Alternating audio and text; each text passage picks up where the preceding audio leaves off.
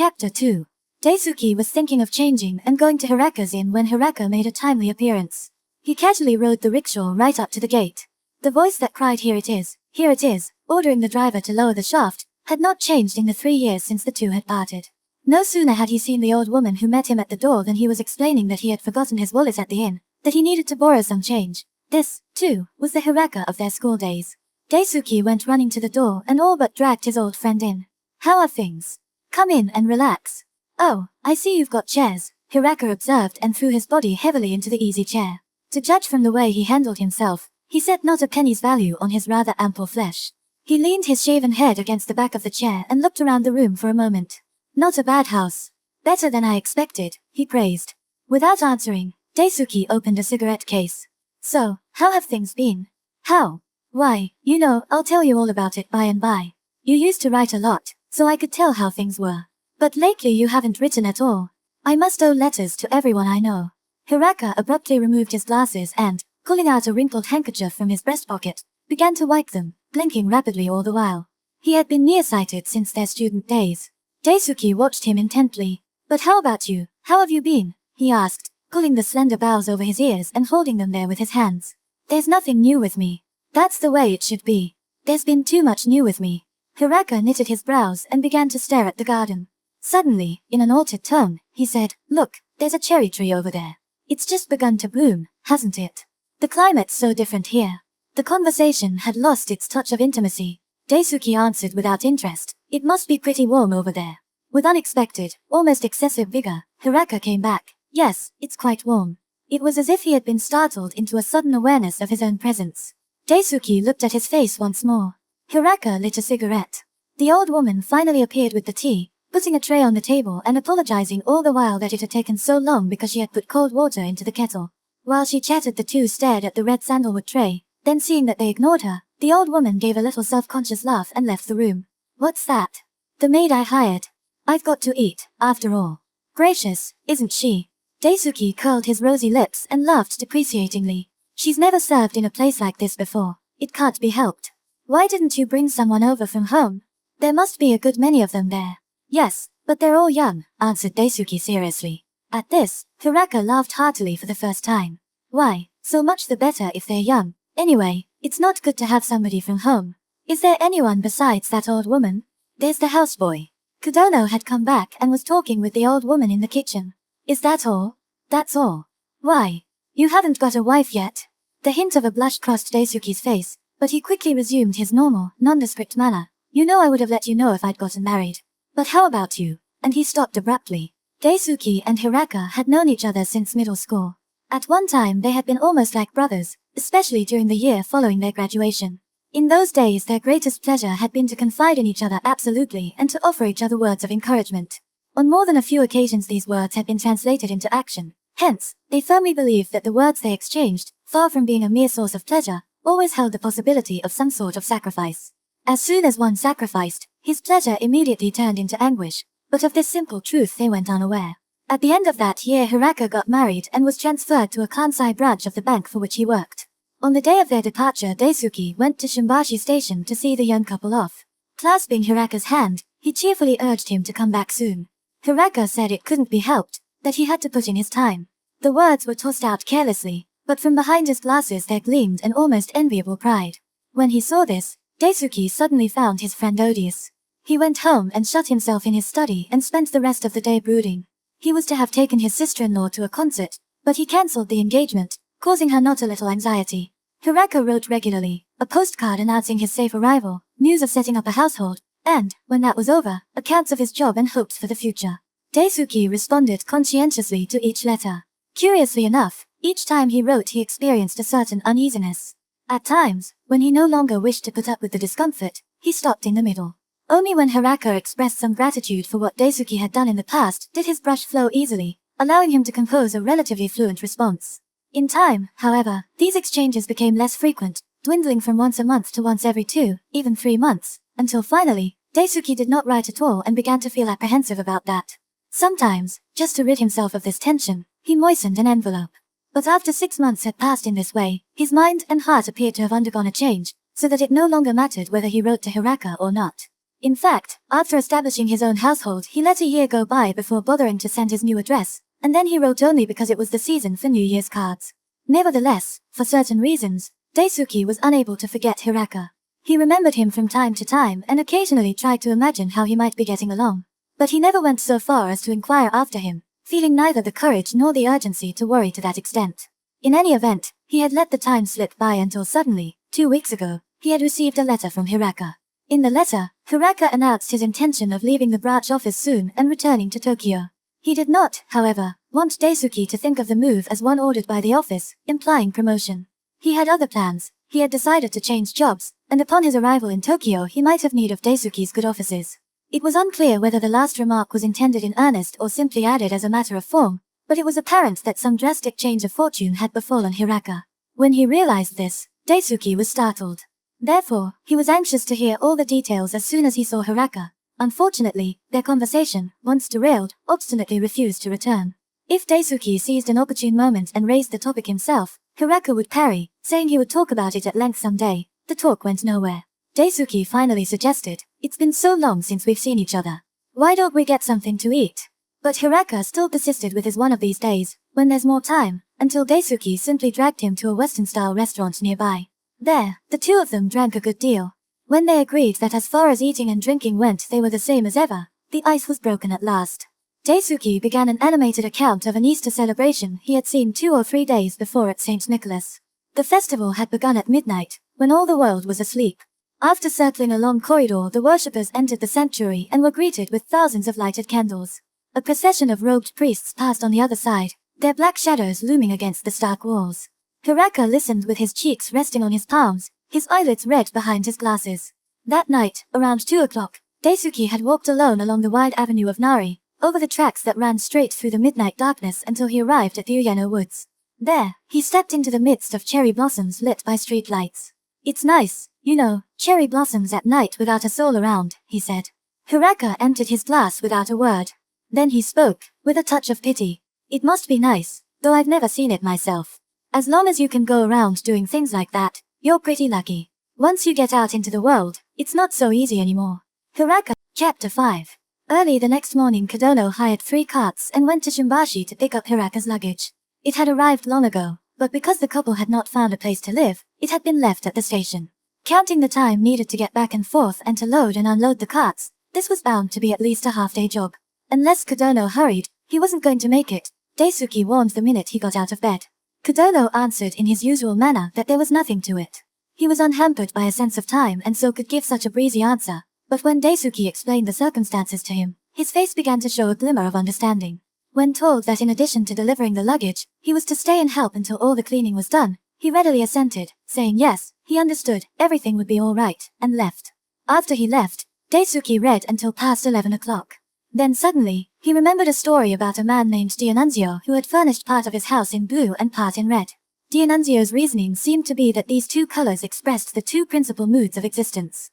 Accordingly, rooms where excitement was called for, such as the study or the music room, should be painted in red as much as possible. Bedrooms and the like, on the other hand, where the spirit should repose, were to be done in bluish tones.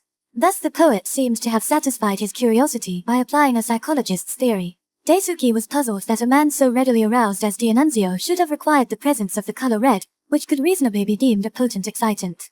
Daisuke himself was not pleasantly affected by the brightly painted gates at shrines. Had it been possible, he would gladly have set his head adrift by itself to sleep peacefully in the deep green sea. At an exhibit the other day, someone named Aoki had a painting of a tall woman standing at the bottom of the ocean.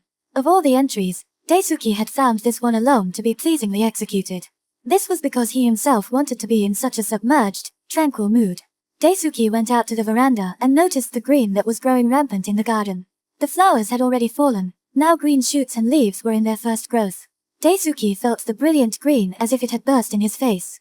He was glad, though, that there was still a subdued tone somewhere beneath all the brightness that dazzled the eye. Wearing a cap and ordinary cotton clothes, he went out the gate. When he came to Hiraka's new residence, the gate was open and the house seemed deserted. The luggage did not seem to have arrived, nor, for that matter, was there any sign of the couple. A man who looked like a rickshaw driver sat alone on the veranda, smoking. To Daisuke's query, the man answered yes, they had come, but they had decided that at the rate things were going, it would be past noon before their luggage would arrive, and so they had left again. Did the master and mistress come together? Yes, they were together. And did they leave together? Yes, they left together. The luggage should be here soon too. Thanks for your trouble, Daisuke said and went back to the street. He went to Kanda but did not feel like stopping at Hiraka's inn. Somehow, though, the two weighed on his mind, so he dropped in. The couple was eating side by side. A maid with a tray in her hand sat at the threshold, her back to the corridor. Daisuke called to them from behind her back. Hiraka seemed startled when he saw Daisuke. His eyes were bloodshot. It was because he hadn't slept well in 2 or 3 days, he said. Michio said he was exaggerating and laughed. Daisuke felt sorry but was also relieved. He refused their invitations to stay and went out to eat, then got a haircut, went to Kuden, and on the way home stopped in once again at the new home. Head wrapped in a scarf, sleeves tied back, and a long, printed underkimono sweeping in view, Michio was supervising the unpacking. The maid who had waited on them at the inn was also there. Hiraka was cutting the strings on a wicker trunk on the veranda, and seeing Daisuke, laughed and asked if he wouldn't help a little. Kudono had taken off his hakama, and with his kimono hoisted up, was carrying in a chest of drawers with the rickshaw driver. Sensei, how do you like the way I look? He asked, and warned Daisuke not to laugh. The next day, as Daisuke sat at the breakfast table drinking his customary tea, Kudono came in, his face just washed and shining. When did you get home last night, Sensei? I was so tired I just dozed off, I didn't notice at all. Did you see me sleeping? That was pretty mean of you, Sensei. Anyway, about what time was it when you got back? Where were you until then? As usual, he chatted effortlessly. Looking serious, Daisuke asked, I hope you stayed until it was all cleaned up. Oh, yes, we got the whole place cleaned up. It sure was hard work, though. It's different from us moving, say, because there's so many things. Okusan stood in the middle of the room, sort of blank, just looking around at everything. It was pretty funny. Her health isn't very good. I guess not. I thought she looked a little pale. Completely different from Mr. Hiraka. He's got a good build, doesn't he? I was pretty surprised when we went to the bath together last night. Daisuke soon went into his study and wrote 2 or 3 letters. One was to a friend in Korea to thank him for a piece of pottery he had sent. Another was to his brother-in-law in France, asking him to look for an inexpensive Tanagra figurine. Past noon, as he was going out for a walk, he looked in on Kodono. He was sprawled out, fast asleep. Seeing his innocent nostrils, Daisuke became envious. As a matter of fact, he himself had had an enormously difficult time falling asleep the night before. The pocket watch he had put by his pillow, as was his custom, had made a tremendous noise. He had reached out and shoved it under the pillow. But the ticking still echoed in his head. Listening to this sound, he had finally dozed off. Even when most of his senses had slipped into the dark caverns of sleep, he was still conscious of a sewing machine that stitched through the night, its needle traveling ceaselessly through his head. Sometime during the night, that sound had turned into the chirping of insects, coming deep from the lovely shrubbery at the side of the entrance. When he had followed his dream this far, Daisuke felt as if he had discovered the thread that spanned the space between sleep and wakefulness. Daisuke was the sort of man who, once he was disturbed by something, no matter what, could not let go of it until he had pursued it to the utmost. Moreover, having the capacity to assess the folly of any given obsession, he was forced to be doubly conscious of it. 3 or 4 years ago he had tackled the question of the process whereby his waking mind entered the realm of dreams. At night, when he had gotten under the covers and begun to doze off nicely, he would think, this is it, this is how I fall asleep. No sooner had he thought this than he was wide awake. When he had managed to doze off again, he would immediately think, here it is. Night after night, he was plagued by his curiosity and would repeat the same procedure 2 or 3 times. In the end, he became disgusted in spite of himself. He wanted somehow to escape his agony. Moreover, he was thoroughly impressed by the extent of his folly. To appeal to his conscious mind in order to apprehend his unconscious, and to try to recollect both at the same time was, as James had put it, analogous to lighting a candle to examine the dark, or stopping a top in order to study its movements. At that rate, it stood to reason that he would never again be able to sleep. He knew all this, but when night came, he still thought, now. In about a year's time, the problem faded away without his notice. When he compared his dream of the previous night with this old problem, Daisuke had a strange feeling. It occurred to him that it would be more graceful to cut loose a part of his conscious self and, without his own knowledge, surrender it just as it was to a dream in progress. At the same time, he asked himself if this process did not resemble the state of incipient insanity. Thus far, Daisuke had never believed he could become insane, for he never became impassioned. During the next 2 or 3 days, neither Daisuke nor Kodono had any word from Hiraka. In the afternoon of the 4th day, Daisuke went to Azabu to a garden party to which he had been invited. There were quite a number of guests, both men and women. The guests of honor were an immoderately tall Englishman, supposedly a member of parliament or a businessman of some sort, and his wife, who wore pince-nez. The latter was quite a beauty, almost too beautiful to have come to a place like Japan. She proudly carried a Gifu painted parasol, which she had no doubt acquired somewhere. Admittedly, the weather was unusually fine that day. As he stood on the grass in his frock coat under the piercingly blue sky, the feeling that summer had already come spread from Daisuke's shoulders to his back. The English gentleman frowned and looked up at the sky and said it was beautiful. His wife immediately responded, lovely. Since this exchange was made emphatically in high-pitched tones, Daisuke felt that compliments delivered in English were remarkable indeed. Even Daisuke had 2 or 3 words addressed to him by the wife. But before 3 minutes were up, he found it unbearable and beat a hasty retreat. After him, a young lady in kimono with her hair purposely done in traditional style, and a man who was said to have spent some years in New York on business, took over. The latter professed to be a genius at speaking English and never missed an English language gathering. His greatest pleasure was to converse in English with Japanese, then to deliver a table speech in English. He had a habit of saying something, then laughing loudly as if it were highly amusing. From time to time the Englishman looked at him dubiously, and Daisuke thought he should at least refrain from doing that. The young lady was doing quite well, too. She was the daughter of a well-to-do man who had hired an American tutor, with whom she had practiced English. Daisuke, thinking that she excelled in language more than in looks, listened to her, utterly impressed. It was not because he was personally acquainted with the host or the English couple that Daisuke had been invited. An invitation had found its way to him simply because he floated in the wake of his father's and brother's position in society. So he made his rounds to all the guests, bowing suitably to each of them, and when that was done, began to saunter about aimlessly. Eventually, he spotted his brother. "Oh, you came," said Sergo, not even touching his hand to his hat. "It's quite a nice day, isn't it?" "Yes, it's fine." Daisuke was not on the short side, but his brother was even taller. And on top of it, he had put on weight in the past 5 or 6 years, which made him look quite impressive. "Why don't you go over there and chat with the foreigners for a while?" "No, never," his brother said, grimacing. He began to toy with the gold chain hanging over his large stomach. "Foreigners are quite smooth, aren't they? Too smooth. With so much flattery, even the weather's got to behave.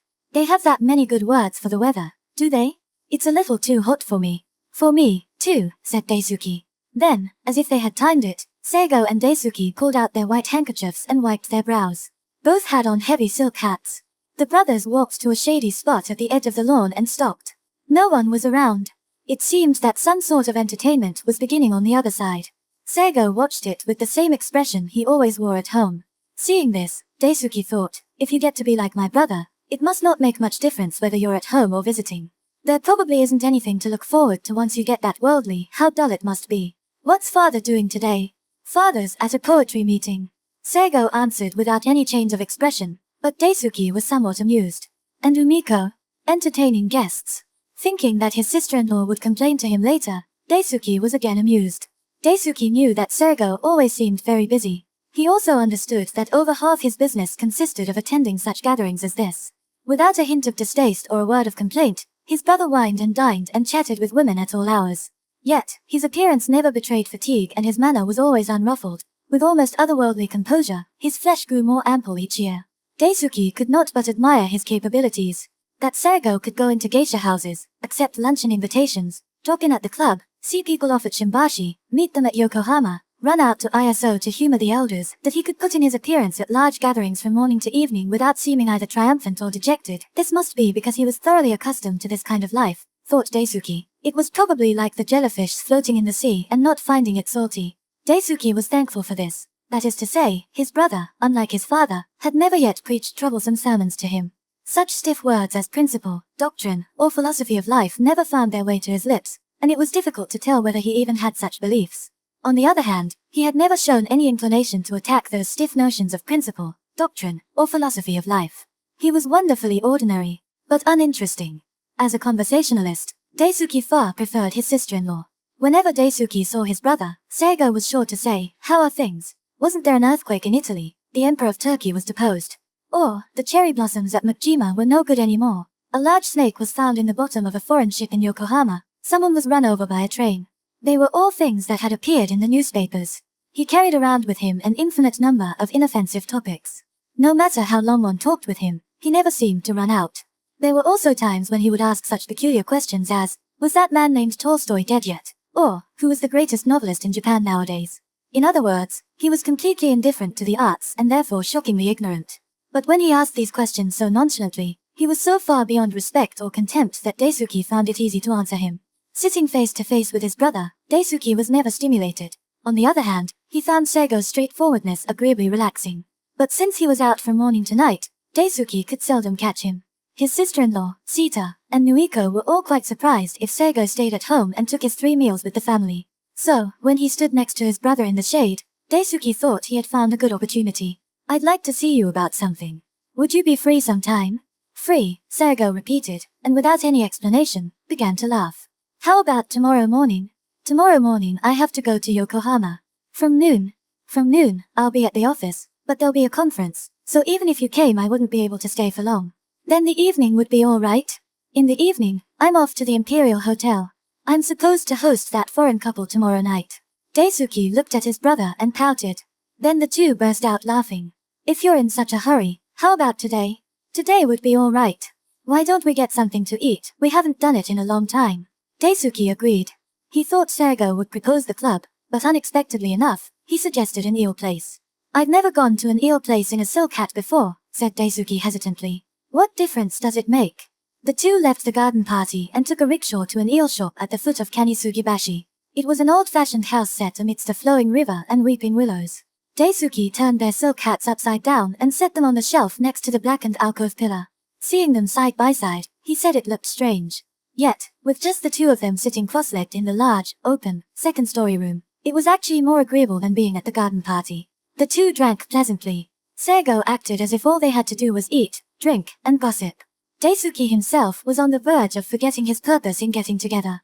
But after the maid brought in the 3rd round, he got around to business. Needless to say, it concerned Michio's request for a loan.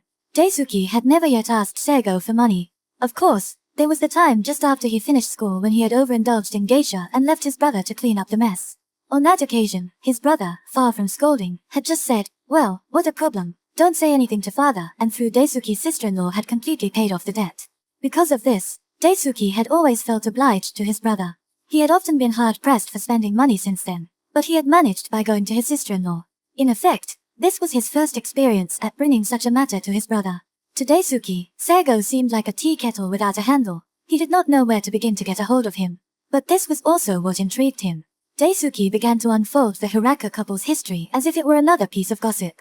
Seigo showed no signs of impatience as he sipped his sake and now and again threw in a HM as if to keep time. When the story advanced to the point where Michio came asking for money, he still only said HM. Daisuke had no choice but to say, "So, I felt sorry for them and said I'd see what I could do." "Oh. Is that right? What do you think? Can you raise the money?" "I can't raise a penny. I'd have to borrow." "Who from?" Since this was the point he had been leading to all along, Daisuke said firmly, "I thought I'd borrow it from you." He looked at his brother's face again. It was still unchanged. And he calmly answered, "I wouldn't do that." Seigo's reasons had nothing to do with obligation or kindness, or even with the practical question of whether the money would be returned or not. It was simply that he had concluded that in such circumstances, things invariably took care of themselves if left alone. Seigo gave a number of examples to support his conclusion. There was a man named Fujino who rented a tenement house on Seigo's property. This Fujino had been asked to keep the son of a distant relative. Soon thereafter, the boy was conscripted and had to return to his home province for a physical. But Fujino had used up the money sent for the boy's schooling and travel expenses, and he came to Seigo asking for a loan to cover the gap. Seigo, of course, had not seen the man personally, but had instructed his wife to refuse him. This notwithstanding, the son had gone home at the appointed time and undergone his physical without any great inconvenience. Then there was the time when a relative of Fujino's had used up the deposit on a house he rented, and when the renters were ready to move, he could not return the sum and came begging through Fujino. Seigo had made his wife refuse again. Still, the deposit was returned without any great difficulty. There were other examples, mostly in the same vein. "There's no doubt about it, Umiko's giving it away behind your back." "You're pretty gullible, aren't you?" said Daisuke, laughing heartily. "Of course not. Nothing of the sort is going on." Seigo looked the same as ever. He lifted the sake cup before him to his lips. Chapter 9. Daisuke was summoned by his father again. He could guess quite well what he wanted. Daisuke had always tried to avoid seeing his father. These days, he was more careful than ever to steer clear of the inner quarters of the house, because no matter how politely he addressed his father, inside, he was full of contempt for him. Contemporary society, in which no human being could have contact with another without feeling contemptuous, constituted what Daisuke called the decadence of the 20th century. The life appetites, which had suddenly swollen of late, exerted extreme pressure on the instinct for morality and threatened its collapse. Daisuke regarded this phenomenon as a clash between the old and new appetites. And finally, he understood that the striking growth of the life appetites was, in effect, a tidal wave that had swept from European shores. These two forces would have to come to an equilibrium at some point. But Daisuke believed that until the day came when feeble Japan could stand shoulder to shoulder financially with the greatest powers of Europe, that balance would not be achieved. And he was resigned to the likelihood that the sun would never shine upon such a day. Thus, most of the Japanese gentry, confronted with this predicament, had every day to commit crimes that fell just short of running into the law, or failing that, they had to commit crimes in their heads. Among themselves, they had to silently acknowledge each other's crimes and make them the subject of friendly banter. As a member of the human race, Daisuke could neither bear to receive nor to inflict such insults. Daisuke's father was a complicated case because his reaction to this dilemma was rather unique. He had received the morality-centered education peculiar to the pre-Restoration warrior class. This education was an unreasonable affair that placed the standard of emotional conduct at some distant point beyond the self and refused to eye the truths borne out by immediate facts. Nevertheless, his father remained the captive of habit and clung tenaciously to this education. At the same time, he was engaged in business, that activity so prone to attack by the life appetites. And in fact, over the years his father had been corroded by these appetites. It stood to reason that there should be a vast gulf between his present and past selves. But he would not admit this to himself. He persisted in declaring that he was the same as ever, that he had built his business to its present state with the same attitudes he had always held. But Daisuke thought it impossible to satisfy modern appetites without first limiting the influence of an education valid only in feudal times. Any individual who would dare appease both masters would of necessity suffer great anguish from the ensuing contradictions.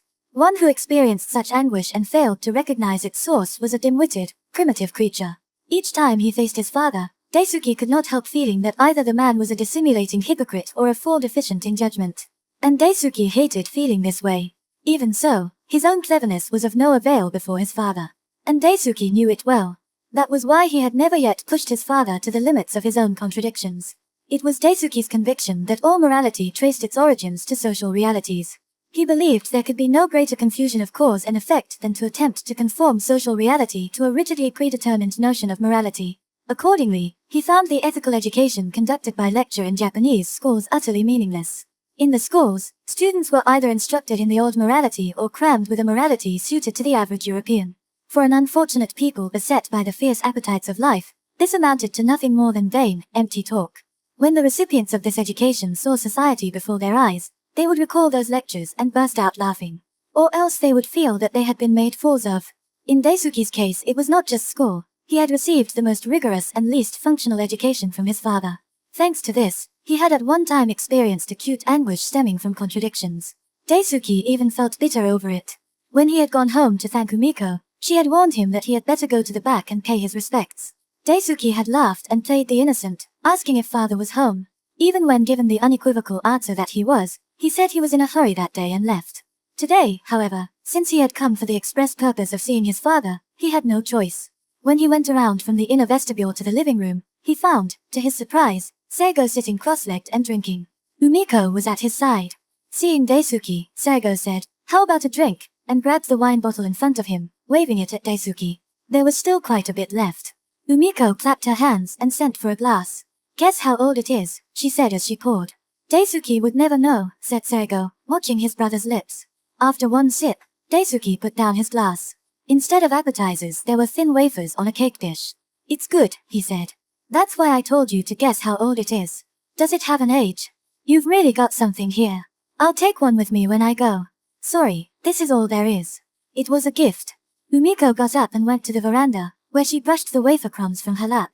"What happened today? You seem very relaxed," Daisuke asked Seigo. "Today is a day of rest. I've been so busy lately, I had to take a break." Seigo put a cigar that had just gone out into his mouth. Daisuke found a match beside him and lit it for his brother. "Dai-san, you're the one who's relaxed," said Umiko as she returned from the veranda. "Have you been to the Kabukiza yet? If you haven't, you should go, it's interesting." "You've been already? I'm surprised. You really are lazy, aren't you?" "I wouldn't call it lazy. It's just that my studies lie in a different direction. You always talk so big. You don't understand how others feel." Umiko turned toward Seigo.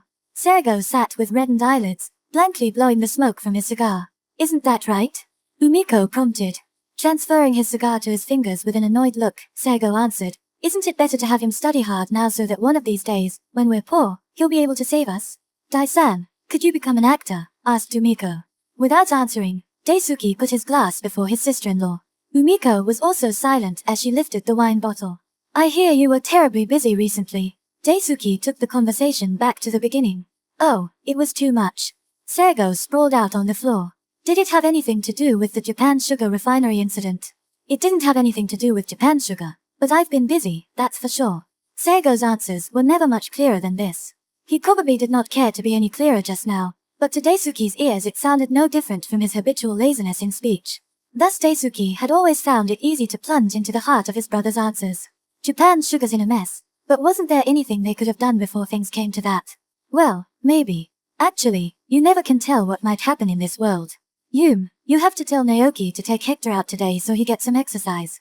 It's not good for him to eat like this and sleep all day. Sego repeatedly rubbed his drooping eyelids. "I guess it's about time to go to the back and get a scolding from father," said Daisuke, putting his glass before his sister-in-law. Umiko laughed and poured the wine. "About a wife?" asked Sego. "Yes, I suppose so. Go ahead and take her. Shouldn't make an old man worry so much," he said, then continued more decisively, "You'd better watch out. There's been a low-pressure front out these days." Daisuke, who had been about to rise, paused to check. "I hope it's not a low caused by all this recent activity." His brother, still sprawled out, answered, "Can't say. Even if we look solid like this, there's no telling when we might be dragged off like those Japan Sugar executives." "Don't talk so foolishly," reproved Umiko. "It's probably a low brought on by my loafing." Daisuke got up laughing. He followed the veranda past the inner garden to his father's quarters, where he found the old man seated before a Chinese desk reading a Chinese book. His father was fond of poetry, and whenever he had the time would read collections of Chinese poetry. At times, however, this was an indication of his worst moods. On such occasions even Daisuke's imperturbable brother avoided him at all cost. If an encounter was absolutely necessary, he took the precaution of dragging Sita or Nuiko along with him. Daisuke remembered this when he got as far as the veranda, but thinking that he needn't go to quite such extremes, he passed by one room and entered his father's sitting room. His father first removed his glasses. He placed them on the book he was reading, then turned to face Daisuke. He simply said, "You're here." One might almost have said his tone was milder than usual. Placing his hands on his knees, Daisuke wondered if his brother had not been pulling his leg. As usual, he was forced to drink some bitter tea and spend a little time in small talk. The peonies were out early this year. It was the season for dozing off to tea-picking songs. At some place there was wisteria with clusters over 4 feet long.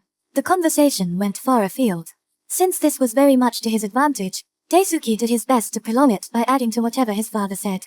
Finally, the old man seemed to sense that things had gotten out of hand and launched out with a "By the way, Daisuke, I had you come out today because..." After that Daisuke did not utter a word. He listened respectfully to what the old man had to say. With Daisuke adopting this posture, his father had no choice but to continue at length by himself, as if he were giving a lecture. Over half of what he said was a repetition of previous deliveries, but Daisuke listened as attentively as if he were hearing it for the first time. He even spotted 2 or 3 new points in his father's lengthy sermon. One of them was a serious query as to what he, Daisuke, planned to do from now on. This was a familiar demand that Daisuke was accustomed to sidestepping with equivocations. But when the question was put so solemnly, he could not blurt out the first thing that came to mind. One reckless word and he would ignite his father's wrath. Yet, if he were to be honest, he would have to spend 2 or 3 years educating his father's mind before he could make himself understood. Moreover, he had no clear declaration to make about his future in response to such a solemn question. He felt that this was only reasonable for him. But to tell his father that and bring him around to the point of saying "I see" would require an enormous expenditure of time. There was also the possibility that he would never understand. All Daisuke had to do to please him was to say something about serving the country or serving the world, something grand that could not be linked to marriage. But no matter how inclined he was to self-ridicule, this was simply too stupid. He did not have the courage to let such words fall from his lips. So he had no choice but to reply that in fact, he had a number of ideas, but he planned to sort them out first and then consult his father. After delivering this reply, he found it terribly comical, but there was nothing to be done. Daisuke was then asked if he did not want an income sufficient to make him independent. Daisuke answered that of course he did. His father then proposed that in this case, he should marry Sagawa's daughter. It remained exceedingly unclear as to whether Sagawa's daughter was bringing the money with her or whether his father was going to give it to him. Daisuke tried to find out, but could confirm nothing. He quit, thinking that there really was no need to investigate the point. Next, he was asked if he would not just as soon go abroad. Daisuke agreed that that would not be bad. But again, marriage seemed to be the prerequisite. Is there really such a pressing need for me to marry Sagawa's daughter? Daisuke ended up asking. His father's face reddened. Daisuke had not the slightest intention of angering his father. His current philosophy was that to quarrel with others constituted a species of human degeneracy. To anger another human being, which was one aspect of quarreling, was not so much damaging in itself, but insofar as the angered party's countenance presented an unappealing spectacle to one's own eyes, it was clearly an injury to the precious moments of one's own existence. Daisuke also had his own views about sin, but he did not for a moment believe that because of this he would escape punishment so long as he acted in accordance with his nature. He firmly believed that the punishment dealt one who had killed another human being was contained in the blood that flowed from the dead man's flesh. This stemmed from his conviction that no one could look upon the color of blood spurting forth without experiencing violent turmoil in the sanctum of his heart. Daisuke's nerves were sensitive to this degree. Therefore, when he saw his father redden in the face, he found it singularly unpleasant. But he had no intention of doubly atoning for his sin by doing as his father wanted. This was because, in certain ways, Daisuke paid enormous respect to his own mental faculties. Meanwhile, his father was heatedly explaining that he was growing old, that his son's future weighed on his mind, that it was a parent's duty to provide a son with a bride, that a parent paid far more scrupulous attention to such matters as the bride's qualifications than the groom himself possibly could, that parental kindness might seem like unwanted interference at the time, but the day was sure to come when he would long for such meddlesome advice. Daisuke listened seriously, but when his father's words ceased their flow, he still showed no signs of assenting. Then his father said in a deliberately restrained tone, "Then don't take Sagawa. Go ahead and marry whomever you like. Is there someone you want?" This was the same question that Yumiko had posed. Daisuke could not put his father off with the ironic smile he had used with her. "There's no one in particular I want to marry," he answered clearly. Then his father, in a fit of passion, burst out, "In that case, why can't you think a little about my position instead of thinking about yourself all the time?"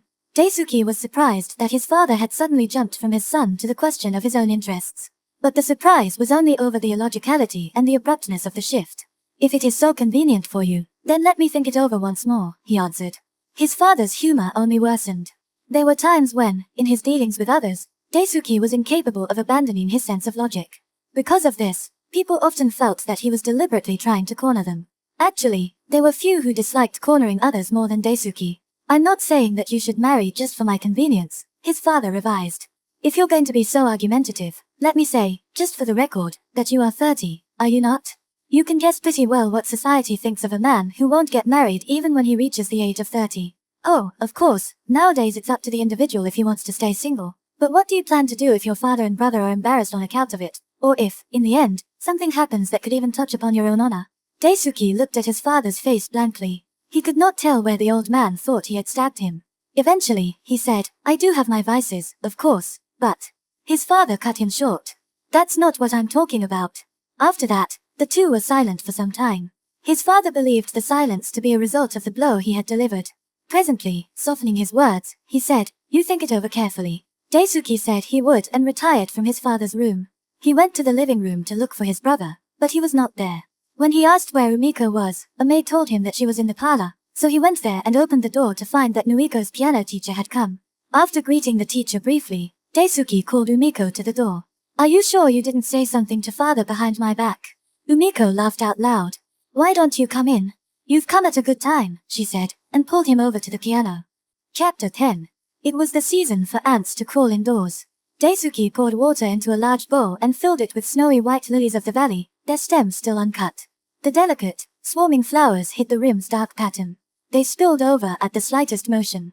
Daisuke placed the bowl on top of a large dictionary. Then he put his pillow beside it and fell on his back, his black head lying just in the shadow of the bowl, so that the scent from the flowers traveled easily to his nostrils. He dozed off smelling the fragrance. At times, the ordinary physical world affected Daisuke with inordinate severity. In extreme cases, he could not even tolerate the sunlight on a clear day. When this happened, he tried to reduce his contacts with society to a minimum and to sleep, whether it was morning or noon. He often employed a faint, lightly sweet floral scent as a part of this stratagem.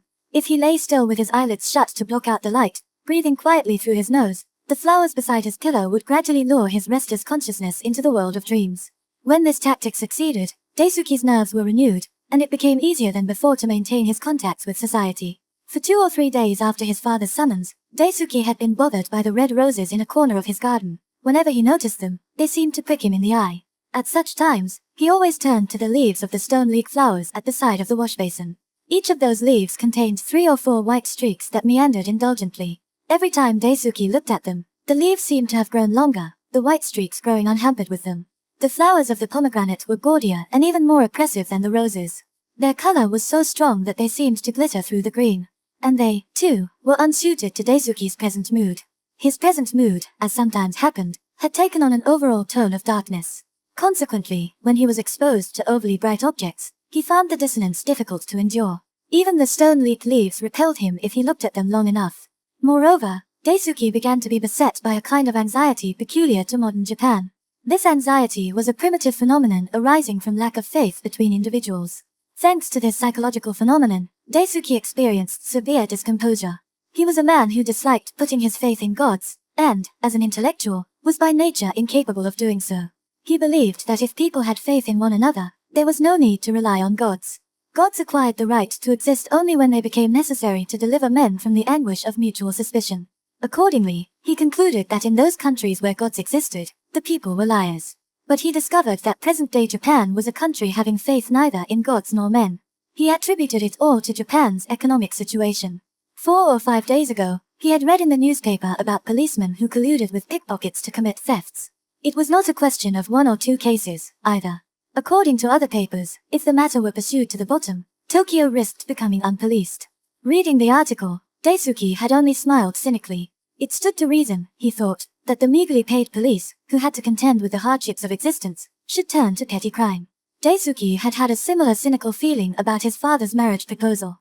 But that was no more than a misgiving, an unfortunate one for Daisuke, which arose from lack of faith in his father. Daisuke could not feel it dishonorable to harbor such repugnant thoughts, because he fully intended, should his misgivings be borne out by fact, to support his father's behavior as only reasonable. Daisuke had similar thoughts about Hiraka. But in Hiraka's case, he allowed that such behavior was the only natural one. He simply could not bring himself to like Hiraka. Daisuke loved his brother. Yet, he could not have faith in him either.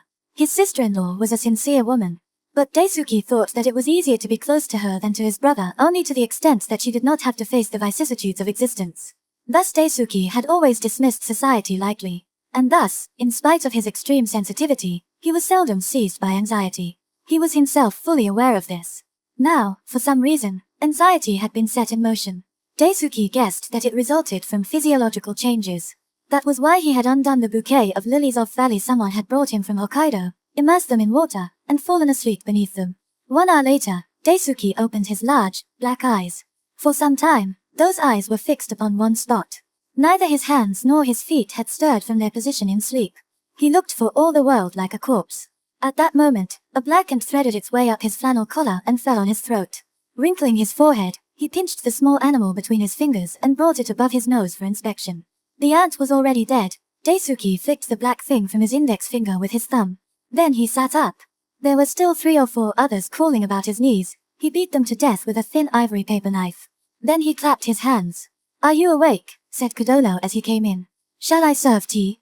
Tugging his clothes over his bare chest, Daisuke asked quietly, "Didn't someone come in while I was asleep?" "Yes, as a matter of fact. Mr. Hiraka's wife." "How did you know?" Kodono's tone was matter of fact. "Why didn't you wake me? You were sleeping so soundly. But if it's a guest, it can't be helped." Daisuke's tone had become more emphatic. "Yes, but since it was Mr. Hiraka's wife herself who said it was better not to wake you." "And did Mr. Hiraka's wife leave?" "No, it's not really that she left. She had a little shopping to do in Kagurazaka, so she said she'd take care of that, then come back." "Then she's coming again?" "Yes. Actually, she even came into this room thinking she'd wait till you woke up, but when she saw your face, the way you were sound asleep, she must have thought you'd never wake up. So she went out again?" "Yes, that's about the way it was." Daisuke laughed and patted his freshly awakened face with his hands. Then he went to the bathroom to wash it. When he came out to the veranda with his head streaming and looked out at the garden, he found that he felt considerably refreshed. The sight of 2 swallows flying in the cloudy sky struck him as immensely cheerful. Ever since Hiraka's visit the other day, Daisuke had been waiting expectantly for a visit from Michio. But Hiraka's words had failed to materialize. Daisuke did not know whether Michio had particular reasons for not coming or if Hiraka was just being conventionally polite when he said that she would come. In any case, he had been feeling an emptiness somewhere in his heart. He had simply viewed this emptiness as one experience among others in his daily life and made no attempt to do anything about its cause. This was because he thought that if he peered deep into the experience itself, he might find dark shadows flitting about. Therefore he had avoided taking the initiative to visit Hiraka. On his walks, his steps had often turned in the direction of the Edogawa River. When the cherry blossoms began to fall, he had crossed the 4 bridges, blown by the evening wind, then crossed back and threaded his way along the long bank. Now the cherry blossoms were long since gone, and it was the season for shady trees. At times, Daisuke would stand in the middle of one of the bridges, leaning his elbows on the parapet, his face cupped in his hands, and gaze into the light of the water that flowed straight through the thick leaves. Then he would look in the distance where the light narrowed and the woods of Majiradai loomed high. But he would come home without crossing the bridge and climbing the hill of Koishikawa. Once, at Magari, he recognized Hiraka's form about 60 yards ahead of him. He was getting off a streetcar. Daisuke was sure it was Hiraka, and he immediately turned away toward the wharf. Daisuke cared about Hiraka's welfare. He was probably still in the uneasy position of eating without working. Daisuke tried to imagine that Hiraka might have discovered the key to opening a path for his future. But he did not feel like running after him to find out. He had come to anticipate an inexplicable sort of unpleasantness from his encounters with Hiraka. Nevertheless, he did not hate him so much that he worried about his situation only for Michio's sake. There was still something in his heart that prayed for Hiraka's success for his own sake.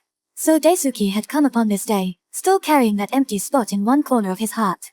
It was but a few hours ago that he had asked Kodono to bring him a pillow, and he had ravenously partaken of sleep. If it were possible, he would have submerged his head, which could no longer tolerate the stimuli emitted by a universe brimming with life, deep into a blue pool. Daisuke was too acutely conscious of life. At the time he rested his hot head on the pillow, Hiraka and Michio had barely existed for him. Fortunately, he had been able to sleep pleasantly. But in the middle of that peaceful sleep, he had felt as if someone had noiselessly slipped into the room and as noiselessly slipped out. The feeling lingered even after he had awakened and sat up, and he could not erase it from his mind. That was why he had called Kodono. With his hands at his forehead, Daisuke had been standing on the veranda following the movement of the swallows as they swooped gaily through the faraway sky. After a while it became dizzying and Daisuke went inside.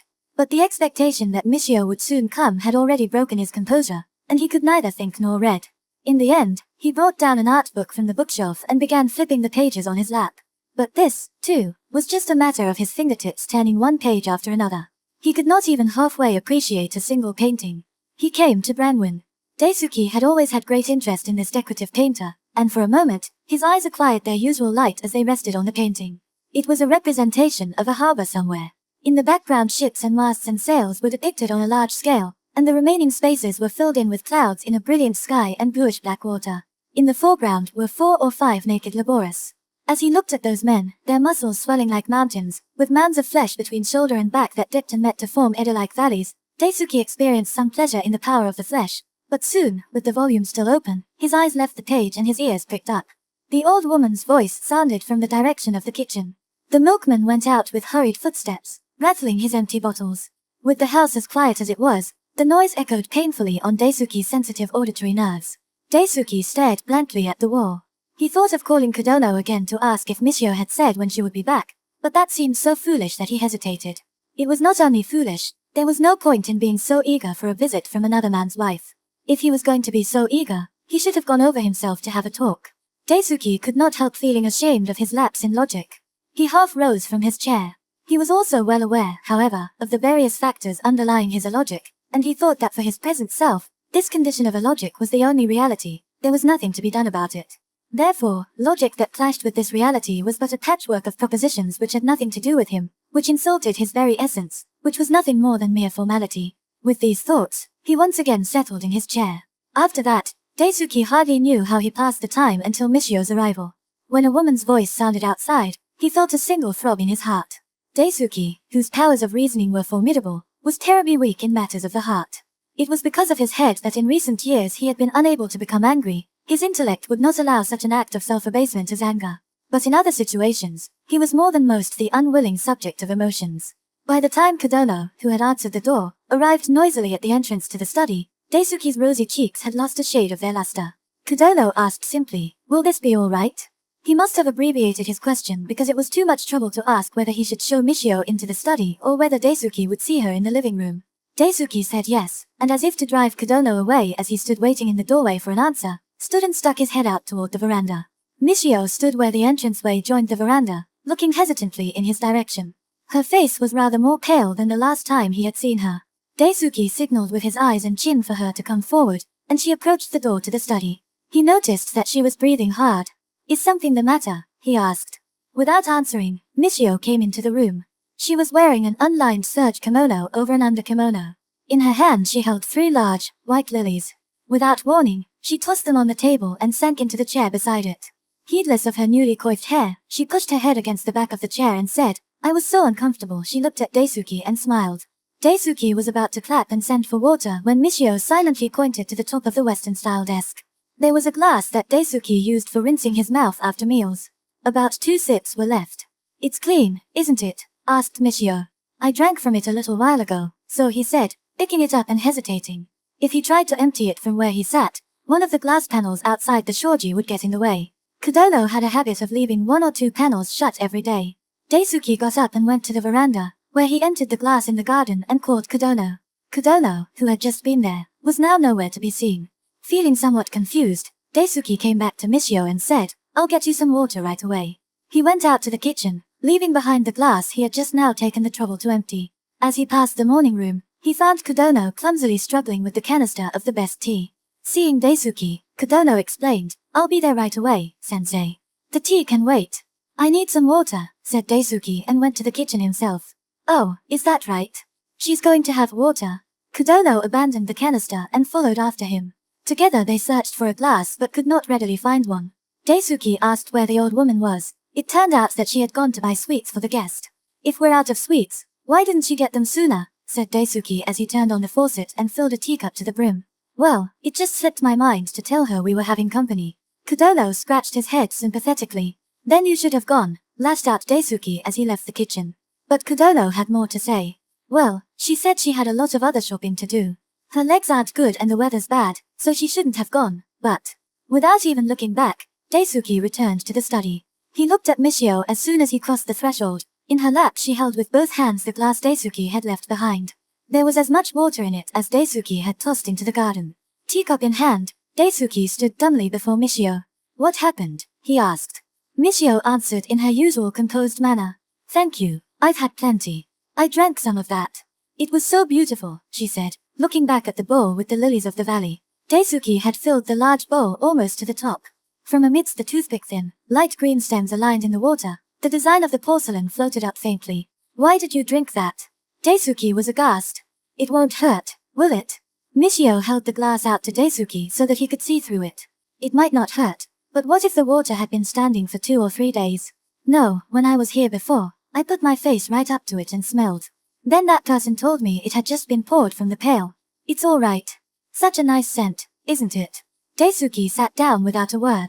He did not have the courage to find out whether she had drunk the water in the bowl for poetry's sake or from physical necessity. Even supposing it was the former, she clearly had not affected an imitation of poetry or novels. So he only asked, Are you feeling better? The color had finally returned to her cheeks. Taking a handkerchief from her sleeve, she wiped her mouth and began to talk usually. She took the streetcar from Densenmi to home to do her shopping, but she had heard the prices were a good 10 to 20% higher in home than in Kagurazaka, so she had tried coming out here once or twice. She had planned to drop in the last time, too, but she was late and had to hurry home. Today she had set out early on purpose. But, Daisuke was asleep so she had decided to go out and finish her shopping first, then stop on the way home. But the weather had turned bad and just as she was going up Waradana, it had begun to sprinkle. She hadn't brought an umbrella so she had hurried, not wanting to get too wet. But this immediately hurt her. She didn't know what to do. It was so hard to breathe, but I'm used to it, so it didn't surprise me, she said, and gave Daisuke a lonely smile. Your heart isn't completely well yet? Daisuke's face was full of sympathy. It won't ever be completely well, not for the rest of my life. Michio's words did not sound as subdued as the despair in their meaning might have warranted. She tilted a slender finger and glanced at the ring she was wearing. Then she rolled up her handkerchief and put it back in her sleeve.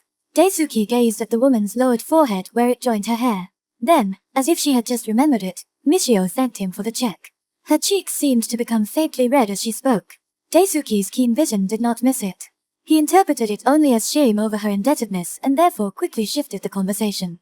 The lilies Michio had brought were still lying on the table. A sweet, strong aroma permeated the space between the two. Daisuke could not bear to keep the oppressively heavy smell right under his nose. But he could not be so free with Michio as to remove the flowers without first asking her. Where did you get these flowers? Did you buy them? He asked. Michio nodded silently. Then she said, "Isn't it a nice scent?" She took her nose right up to the petals and sniffed to show him. Daisuke involuntarily planted his feet and tilted his body back. "You mustn't smell so close up." "Oh, why not? Why not?" "There's no reason, but you just shouldn't." Daisuke knitted his brows a little. Michio lifted her face to its former position. "You don't like these flowers?" Daisuke was still leaning back in his chair, and without answering, he smiled. "Then I shouldn't have bought them. It wasn't worth it. I even went out of my way. And on top of it, I ran out of breath trying not to get drenched." The rain began to fall in earnest. The drops collected in the gutter, then flowed out with a rushing sound. Daisuke got up from his chair. He picked up the bunch of lilies and tore away at the wet straw that bound them together. "If you're giving them to me, let's arrange them right away." As he spoke, he tossed them into the big bowl. The stems were long, and their ends spattered water, looking as if they would jump out. Daisuke lifted the dripping stems from the bowl again. Taking a pair of Western scissors from the desk drawer, he snipped them to half their length. Chapter 11. All of a sudden, people were walking the streets in silk gauze kimonos. Daisuke, who had spent 2 or 3 days doing research at home without looking any further than his own garden, suddenly felt the heat when he stepped out wearing a winter hat. Just as he was thinking that he too should put away his serge, he passed 2 people in the space of 10 or 12 blocks who were still wearing lined kimonos. On the other hand, there were students gathered in a newly opened ice parlor, glasses in hand, drinking something cold. Daisuke thought of Sita. These days, Daisuke had grown fonder than ever of Sita. When he talked to other people, he felt as if he were talking to their shells, and he found it terribly irksome. But when he looked at himself, he had to admit that he of all people must be irksome to others. When he thought that this was yet another consequence of prolonged exposure to the misfortunes of the struggle for survival, he did not feel very grateful. These days, Sita was forever wanting to practice balancing on a ball. This was because Daisuke had taken him to the amusement quarters of Asakasa the other day. His single-mindedness was something he had inherited from Daisuke's sister-in-law. But being his brother's child as well, there was something generous and unpressing about his single-mindedness. It was a pleasure for Daisuke to keep him company, for his soul poured into Daisuke's without any reserve.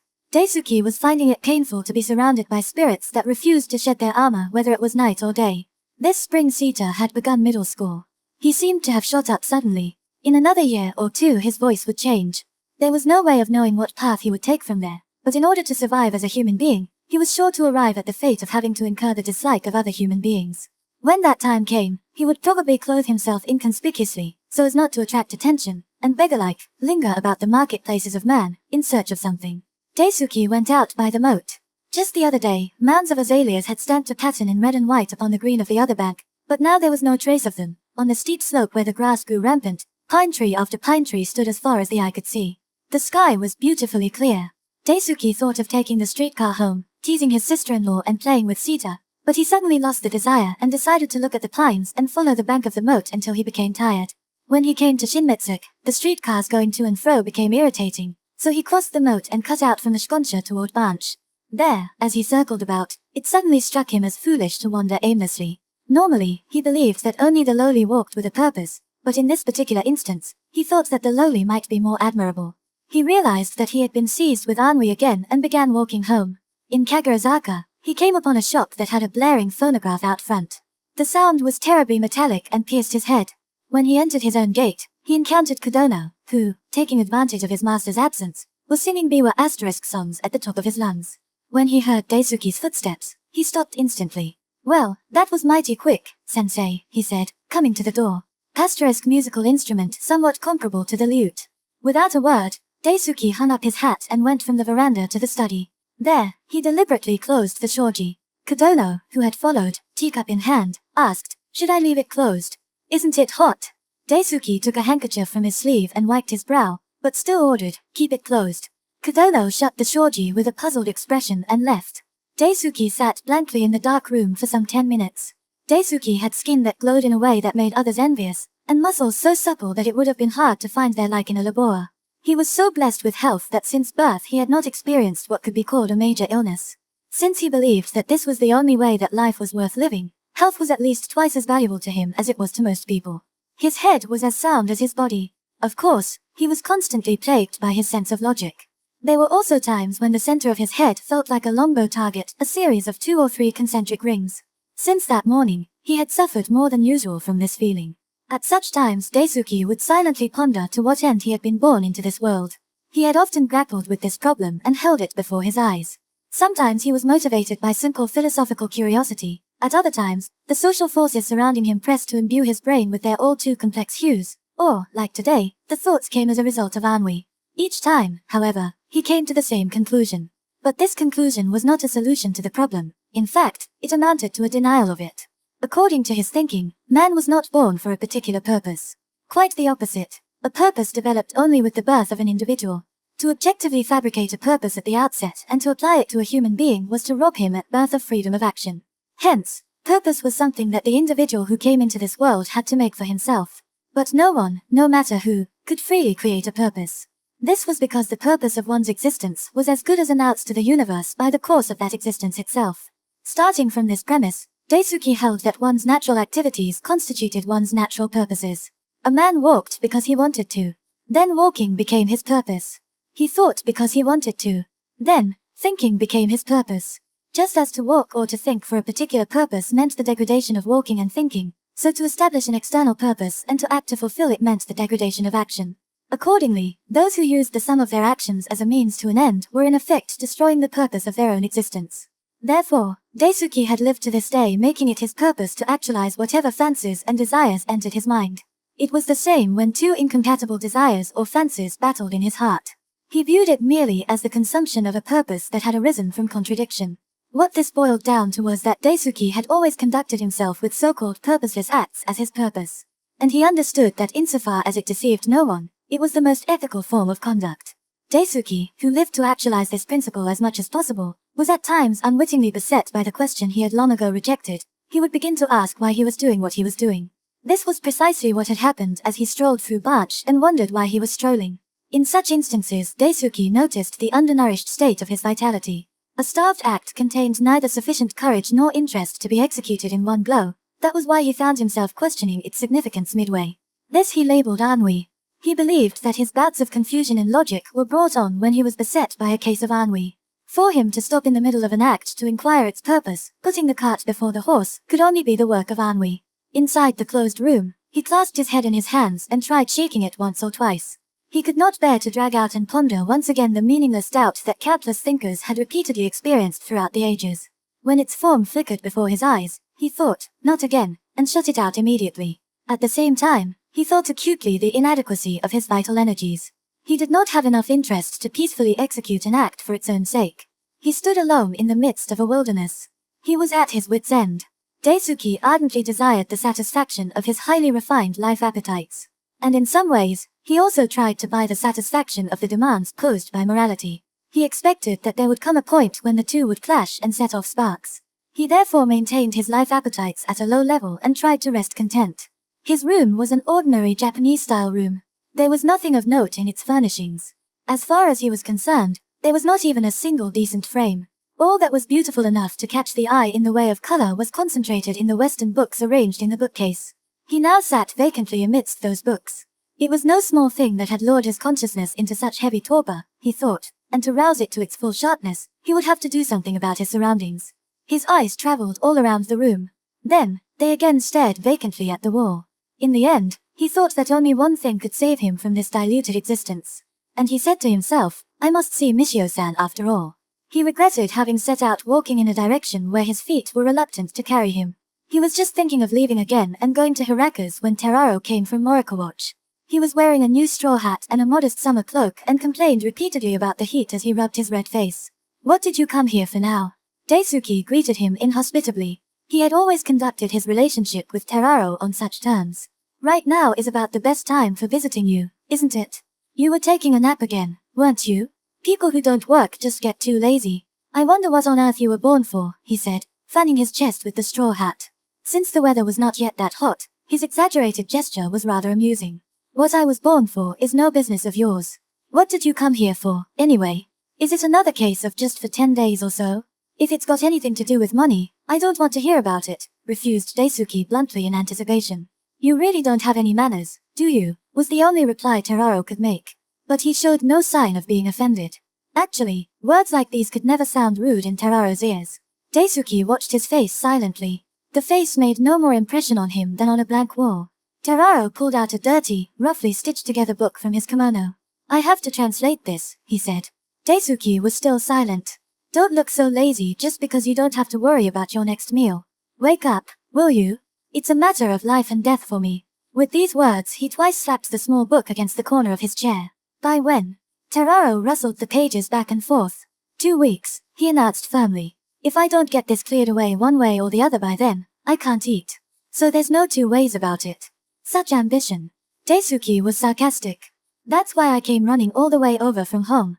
Oh, you don't have to lend me any money, though it'd be even better if you did, but anyway, there's some places I don't understand so I came to ask your opinion. What a bother. My head doesn't feel right today, I can't sit around doing that. Just go ahead and fudge it, what difference does it make? They're paying you by the page anyway, right? Look, even I can't be that irresponsible.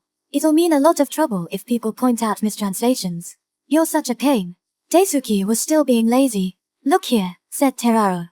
It's no joke. You've got to do something once in a while. A guy like you who's always loafing around must get so bored that he doesn't know what to do with himself. Now, if I'd wanted to find someone who could really read this stuff, I wouldn't have bothered to come all the way over here.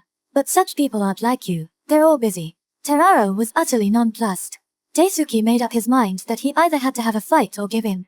Although he was capable by temperament of being contemptuous of a person like Teraro, he was not capable of working himself up to anger. Then keep it as short as possible, he warned, and turned only to the marked passages. He did not even dare ask for a synopsis of the story, and he could not resolve many ambiguous points in the passages Teraro asked about.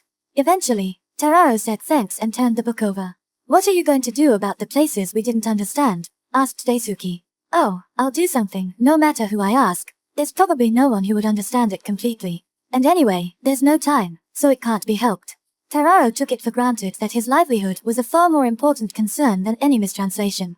The consultation being over, Teraro, as usual, launched into literary topics. A dramatic change took place now that he was no longer talking about his own translation, and he became his usual impassioned self. Daisuke thought that among the works bearing the names of leading writers of the day, there must be many that had the same significance for their authors as Teraro's translations had for him, and he smiled to himself at this contradiction in Teraro, but because it was too much trouble, he did not say anything. Thanks to Teraro, Daisuke never got to Hiraka's that day. At dinner time, a small package arrived from Maruzen. Daisuke put down his chopsticks and opened it to find 2 or 3 books that he had ordered from abroad quite some time ago. He put them under his arm and went to his study. One by one he picked them up and, although it was dark, flipped through 2 or 3 pages, but there was nothing to draw his attention in any of them. He had even forgotten the title of the last book. Thinking he would read them eventually, he left them bundled together and got up to put them on top of the bookcase. When he peered out from the veranda, he discovered a beautiful sky on the verge of losing its brilliant colors. Above the Polonia next door, now conspicuously dark, a pale moon had risen. Then Kodono came in carrying a large lamp. It had a green shade with vertical markings like crinkled silk. Kodono placed it on the table and went out to the veranda, remarking on his way out, "It's getting to be about the time for fireflies, isn't it?" Daisuke looked puzzled and answered, "They wouldn't be out yet." "Is that right?" Kodono asked, then immediately continued in a serious vein, "Fireflies used to be quite a thing, but the literary gentlemen these days don't seem to make much of a fuss over them, do they? I wonder why. Nowadays, you hardly even see things like fireflies and crows." "That's true. I wonder why." Daisuke, playing it straight, was equally solemn. "It's probably because they've been overwhelmed by the electric lights. They've begun to retreat," said Kodono, and with a ha, as the finishing touch to his own joke, he went back to his room. Daisuke followed to the entranceway. Kodono looked back. "Would you be going out again?" "Fine, I'll watch out for the lamp. The old woman's been lying down for a while. She says her stomach aches. It's probably nothing serious. Please enjoy yourself." Daisuke went out the gate. When he got to the Edogawa, the river's waters were already dark. Needless to say, he intended to visit Hiraka. Therefore he did not follow the bank as usual but crossed the bridge directly and went up Komjizaka. As a matter of fact, Daisuke had recently seen both Hiraka and Mishio 2 or 3 times. The first time was after he had received a comparatively long letter from Hiraka. The letter first expressed thanks for Daisuke's help since Hiraka's return to Tokyo. This was followed by something to the effect that he had received invaluable assistance from many friends and superiors, but recently, thanks to the good offices of an acquaintance, he had been urged to become the head reporter in the financial section of a certain newspaper. He himself felt that he would like to try it. But since he had also asked Daisuke for his help in this matter shortly after arriving in Tokyo, he did not think it right to proceed without asking his leave, and he was therefore writing for advice. Daisuke had done nothing more about Hiraka's request to recommend him for a position in his brother's firm, He had simply let the matter go, not even refusing. Therefore he took this letter as Hiraka's way of pressing him. He decided it would be much too cold to refuse by mail, so he visited Hiraka on the following day, and, carefully explaining the situation in his brother's company, asked him to give up on that idea for the time being. Hiraka said that he himself had been thinking that something of the sort was probably the case, then turned to Michio with an odd look in his eyes. On another occasion, he had received a postcard from Hiraka saying that the newspaper job was final at last. He would like to relax and drink with him some night. Would Daisuke come on such and such a date? Daisuke stopped by on a walk to tell him that unfortunately, something else had come up and he would not be able to make it. Hiraka was sprawled out on his back in the middle of the room, asleep. He had gone to a gathering the night before and had too much to drink, he said, repeatedly rubbing his red eyes. Then he looked at Daisuke and suddenly declared that human beings had to be single, like Daisuke, in order to do any work. He complained loudly about the inconveniences of marriage, claiming that he would go anywhere, Manchuria, America, if only he were single. Michio was working stealthily in the next room. The third time, Daisuke had visited while Hiraka was away at work. That time, he had not gone on any business. He spent about half an hour there, sitting on the veranda talking. Between that time and this evening, he had tried to avoid going in the direction of Koishikawa. Daisuke went to take kayak, cut through, and 200 or 300 yards later, came out right in front of a door lamp bearing the name Hiraka. When he called Chapter 12, Daisuke feared his sister-in-law's pressures. He also feared Michio's magnetic powers. It was still too early for summering. He lost interest in every form of diversion. Even when he read, he could no longer recognize his own form in the black print. If he tried to settle down and think calmly, thoughts would come to him as thread off a spool, but once he put them together, they were all such as to be fearful to man. In order to stir up his pale brain, as one would a milkshake, Daisuke decided that he should travel for a while. At first he planned to go to his father's villa, but insofar as he would still be vulnerable to attack from Tokyo, it would not be very different from staying in Ashigome. Daisuke bought a travel guide and began to research where he should go. He felt as if no ideal place existed on the face of the earth. Still, he tried to force himself to go somewhere. He decided that this did not call for extensive preparations. Daisuke got on a streetcar and arrived in Ginza. It was an afternoon when a cheerful wind blew over the streets. Daisuke walked all around the bazaar in Shimbashi, then strolled down the wide avenue toward Kaibashi. The houses on the other side looked flat, as if they were part of a stage backdrop. The blue sky was painted right above the roofs. Daisuke stopped at 2 or 3 haberdashers, equipping himself with a few necessities. Among them was a comparatively expensive bottle of perfume. When he tried to buy toothpaste at the Shiziad, a young clerk kept pressing a homemade product on him in spite of his protests. Daisuke finally left the store frowning. Carrying the paper packages under his arm, he walked to the periphery of Ginza, and from there went around to Daikongashi, where he crossed the Katabashi Bridge in the direction of Marunouchi. As he walked aimlessly westward, he ended up thinking that even this could be called a simple trip. He became tired and looked for a rickshaw, but none was to be found, and he finally had to take the streetcar home. When he got back, he found shoes that looked like Sita's neatly arranged in the entranceway. He asked Kodono about it and Kodono answered yes, that was right, Sita had been waiting for some time. Daisuke went immediately to the study. Sita had settled himself in Daisuke's big chair and was reading an account of Alaskan explorations. Some buckwheat cakes and a tea tray had been placed side by side on the western table. What's this, Sita? Coming over when I'm out and feasting yourself, eh? Sita laughed and stuffed the Alaskan explorations in his pocket, then left the seat. If you want to stay there, go ahead. But Sita would not listen. As usual, Daisuke began teasing him. Sita knew the number of times Daisuke had yawned at the Kabukiza the other day. And he posed the same question as before. When are you going to get married, uncle? Sita had come on an errand for his father. The message was for him to come by 11 o'clock on the following morning. Daisuke found it annoying to be at his father's and brother's beck and call. He turned to Sita and said, half angrily, what is this? It's terrible, just calling a person over without even telling him what it's about. Sita continued to grin. Daisuke shifted the conversation in another direction. Their principal topic was the results of the previous day's some matches listed in the newspaper. Daisuke urged Sita to stay for dinner but he declined, saying he had to prepare for school, and went home. Before he left, he asked, then you're not coming tomorrow, uncle? Pressed for an answer, Daisuke said, I don't know. Would you tell them at home that your uncle might be going on a trip? When Sita asked when, Daisuke answered, today or tomorrow. Sita accepted this and went to the entranceway, but as he stopped to put on his shoes, he looked up at Daisuke and asked, where are you going, uncle? Where? How would I know? I'll just go somewhere. Sita grinned and stepped out. Daisuke intended to set out that very night and had Kodono bring out his Gladstone bag. He stuffed it with a few personal things. Kodono, who had been eyeing the bag with more than a little curiosity, said, still standing, "Shall I help with anything?" "No, this is nothing," he declined, and pulling out the bottle of perfume he had already packed away, he tore off the wrappings, removed the stopper, and put it to his nose. Kodono stalked back to his own room. In 2 or 3 minutes he came back with, "Should I be ordering the rickshaw then, sensei?" Daisuke put the Gladstone bag before him and looked up. "Well, why don't you wait a while?" When he looked at the garden, he saw that daylight still hovered faintly over the Chinese hawthorn hedge. As he peered out, Daisuke thought that in 30 minutes he would have chosen a destination. He intended to take the first train that left at a convenient hour, get off wherever it took him, and make that place his home until the following day. There he would wait for a new fate to sweep him off. His travel funds were, of course, inadequate. If he were to stay at places suited to his style, they would last no more than a week. But Daisuke was unmindful of such details. If worst came to worst, he would send home for money. Besides, since his original purpose was to get a change of air, he was determined not to place the emphasis on luxury. If the mood seized him, he was even prepared to hire a baggage carrier and walk all day.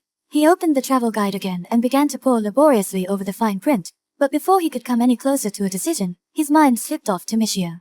It occurred to him that he might see how she was once more before leaving Tokyo. He decided that he could take care of packing the bag that night. As long as the plans could be carried out the next day, it would be all right. He hurried out to the entrance. Hearing his footsteps, Kodono came dashing out. Daisuke, still in his ordinary clothes, was taking his hat from the hook. "Are you going out again? Is it shopping?" "I'd be glad to do it if I can," said Kodono, surprised. Daisuke simply declared, "The trip's off for tonight," and went out. It was already dark. The stars seemed to add their light one by one to the beautiful sky. A pleasant wind blew at his sleeve. But Daisuke, who had strode swiftly on his long legs, had not gone 200 or 300 yards before he felt sweat at his brow. He took his hat off and let the night dew fall on his black head, from time to time swinging his hat as he walked. When he came to Hiraka's neighborhood, dark, human shadows flitted about softly like bats. Lamplight filtered through a crack in the shabby wooden wall onto the street. Michio was reading a newspaper by the light.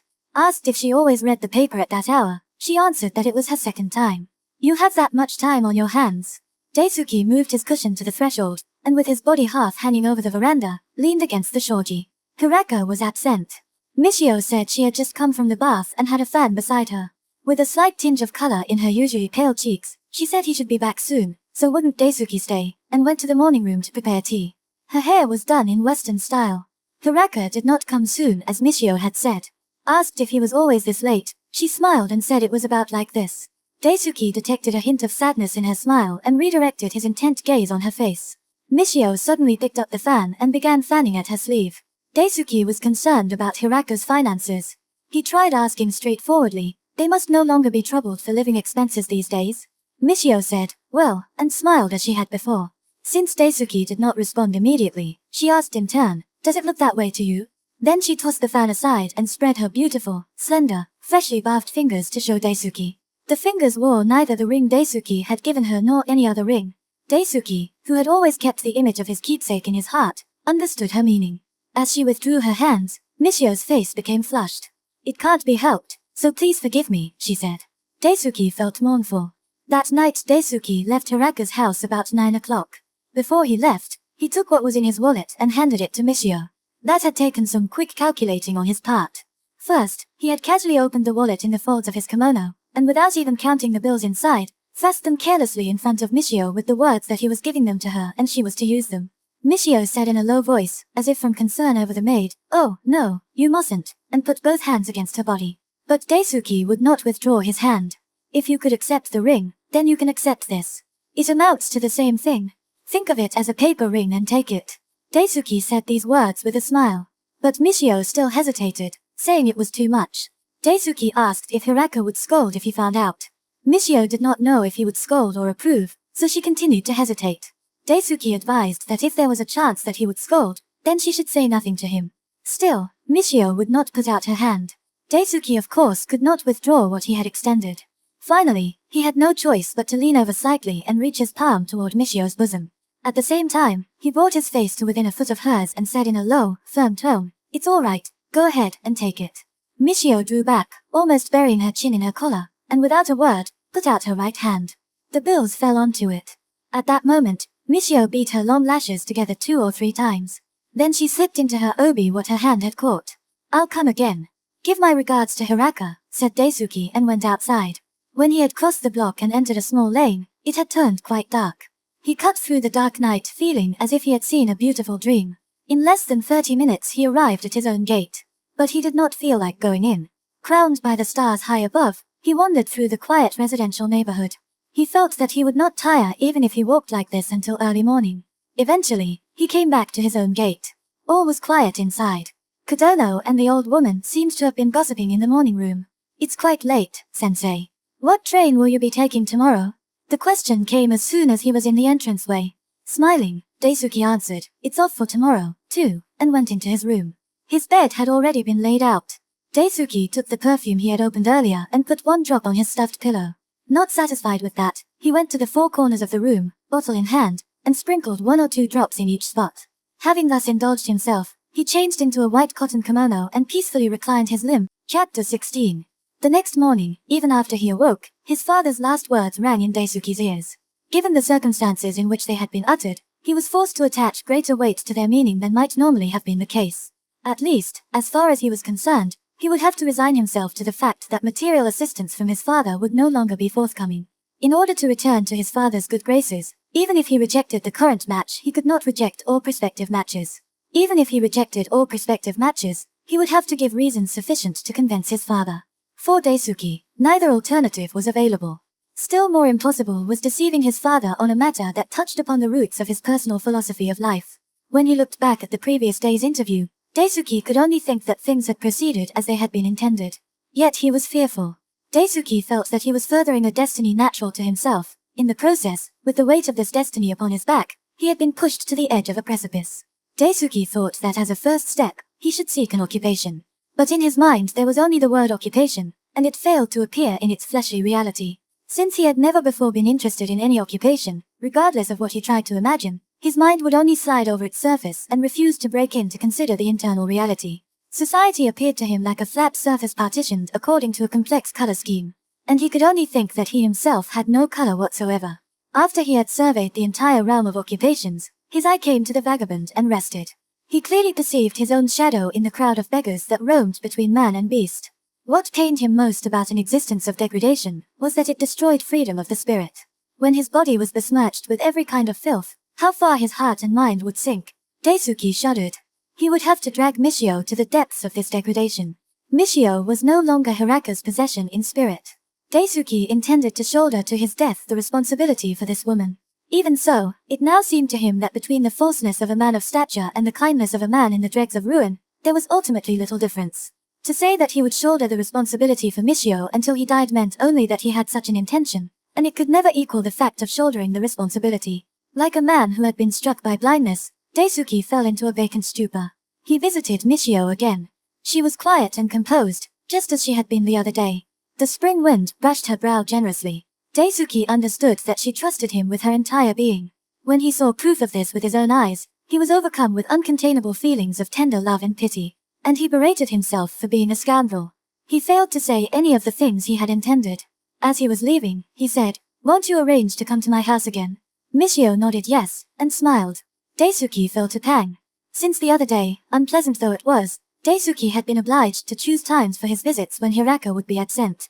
At first he had not thought much of it, but lately, it had become more than disagreeable. It was becoming daily more difficult for him to go. Besides, if he appeared too often in Hiraka's absence, there was the risk of arousing the maid's suspicion. Even now, whether or not it was just his fancy, he could not help feeling that she regarded him with distrustful eyes when she served the tea. But Michio was completely unconcerned. At least on the surface, she seemed to think nothing of it. Of her relationship with Hiraka, there was of course no opportunity to inquire in detail. On the rare occasions when he phrased a question or two indirectly, Michio would not respond. Her natural inclination, whenever she saw Daisuke, seemed to be to drown in the happiness of the moment. However, she felt privately, once before Daisuke, she showed not a shadow of the fear that the dark cloud surrounding them might descend at any moment. Michio was by nature a nervous woman.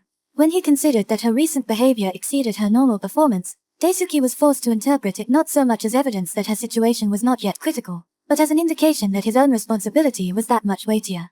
In the 2 days prior to Michio's visit, Daisuke's mind failed to break any new ground. The letters spelling occupation were burned squarely into his mind. If he shoved them away, The reality that he was without material support took their place and danced furiously. When that vanished, the vision of Michio's future appeared as a raging storm. The whirlwind of anxiety blew into Daisuke's head. These three concerns, like the points of a pinwheel, spun without a moment's pause. As a result, everything in his surroundings began to spin. He was like a person on board a ship. In the midst of a spinning head and a spinning world, he continued to remain calm. There was no word from the house in Aomar. Daisuke of course did not expect to hear anything. He made an effort to absorb himself in small talk with Kodono. Kodono, being the sort of idle creature with so little to do that he hardly knew what to do with himself in the heat, proudly chattered on just as Daisuke wished. Whenever he tired of talking, he would propose, "Sensei, how about a game of shiki?" Toward evening they would water the garden. They walked barefoot, each with a pail in hand, carelessly splashing water everywhere. Kodono said he would prove that he could hit the top of the Polonia tree next door, and just as he flung his pail, he slipped and fell on his seat. The 4 o'clocks next to the fence began to blossom.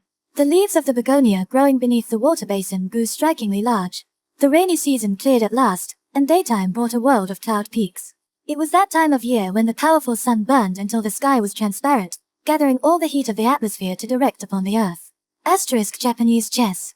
When night came, all Daisuke did was to gaze at the stars above his head. The mornings he spent in the study. There were 2 or 3 days when the cry of cicadas sounded steadily from morning on. He often went to the bathroom to cool his head. Then Kodono, thinking it was about time, would come in and say, "It's unusually hot today, isn't it?" Daisuke passed about 2 days in this state of oblivion. On the 3rd day, toward noon, he gazed from his study at the color of the glittering sky. When he smelled the flaming breath emitted from above, he was frightened. He thought his mind would be permanently affected by the fierce weather. Michio braved the heat to keep the promise she had made previously. When he caught the sound of a woman's voice, Daisuke himself flew out to the entranceway. Michio stood outside the grating, her parasol closed and a bundle in her arms. She apparently had come out in her ordinary clothes. She was just taking a handkerchief from the sleeve of a modest white cotton summer kimono. At first sight of her, Daisuke felt as if fate had cut out Michio's future and thrust it cruelly before his eyes. But he smiled in spite of himself and said, "You look as if you're going to elope." Michio answered calmly, "But if I didn't stop by on a shopping trip, I couldn't come in comfortably." With these earnest words, she followed Daisuke in. Daisuke immediately offered her a fan. Exposure to the sun had brought a pleasant glow to Michio's cheeks.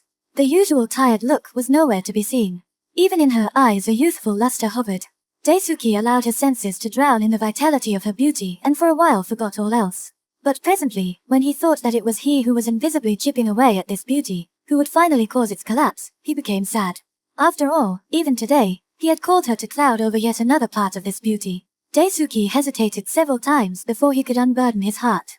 For Daisuke, simply to ruffle this happy young woman's brow with anxiety constituted the greatest immorality. If not for the fact that a powerful sense of duty toward Michio was operating in his heart, he probably would not have revealed to her the circumstances that awaited them in the future, but instead, would have repeated in the same room his confession of the other day and abandoned everything to the simple bliss of love.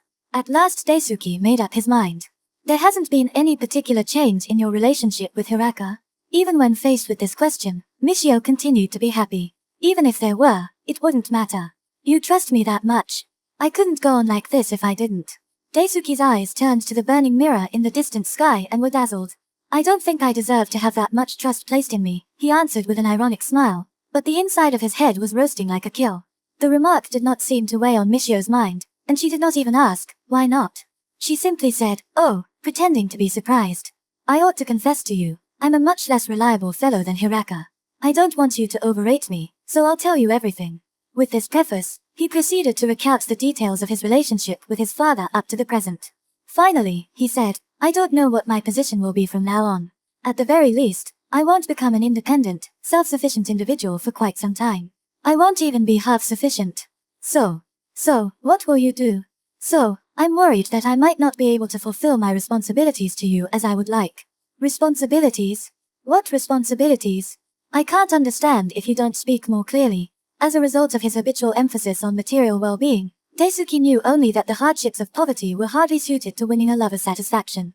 Thus he had concluded that wealth was one of his responsibilities toward Michio and had formulated no other clear conceptions. It's not moral responsibility, I mean material responsibility. I'm not interested in any such thing. Even if you say you aren't, it's sure to become crucial. Whatever new relationship we move on to in the future, material resources will be half the answer to everything. Maybe so, but it's useless to worry about it at this point. You say so now, but when it comes right down to it, it's only obvious that it's going to worry us. Michio's color changed slightly. From what you have just been telling me about your father, it should have been clear from the start that things would turn out like this. I think that you yourself must have realized as much a long time ago. Daisuke could not answer. He held his head and mumbled as if to himself, something's wrong with my head. Tears came to Michio's eyes. If this bothers you, don't worry about me. Make peace with your father and go back to your old relationship. Daisuke suddenly seized Michio's wrist and all but shook it to emphasize his words. If I planned to do something like that, I wouldn't worry in the first place. It's just that I feel sorry for you. That's why I'm apologizing. Apologize. Michio cut him off with a trembling voice. How can I let you apologize when all this is happening to you because of me? She began to weep out loud. Daisuke, as if to soothe her, said then you'll put up with it. It won't be putting up. It's what I expect. There'll be other things, too, in the future. I know. I don't care what happens. Since the other day, I've been prepared to die if worse comes to worst. Daisuke shuddered in horror. Don't you have any wishes about how we should go on from here? He asked. Wishes? No, I don't have any wishes. I'll do whatever you say. To wander. I can face it. If you say die, I'll die.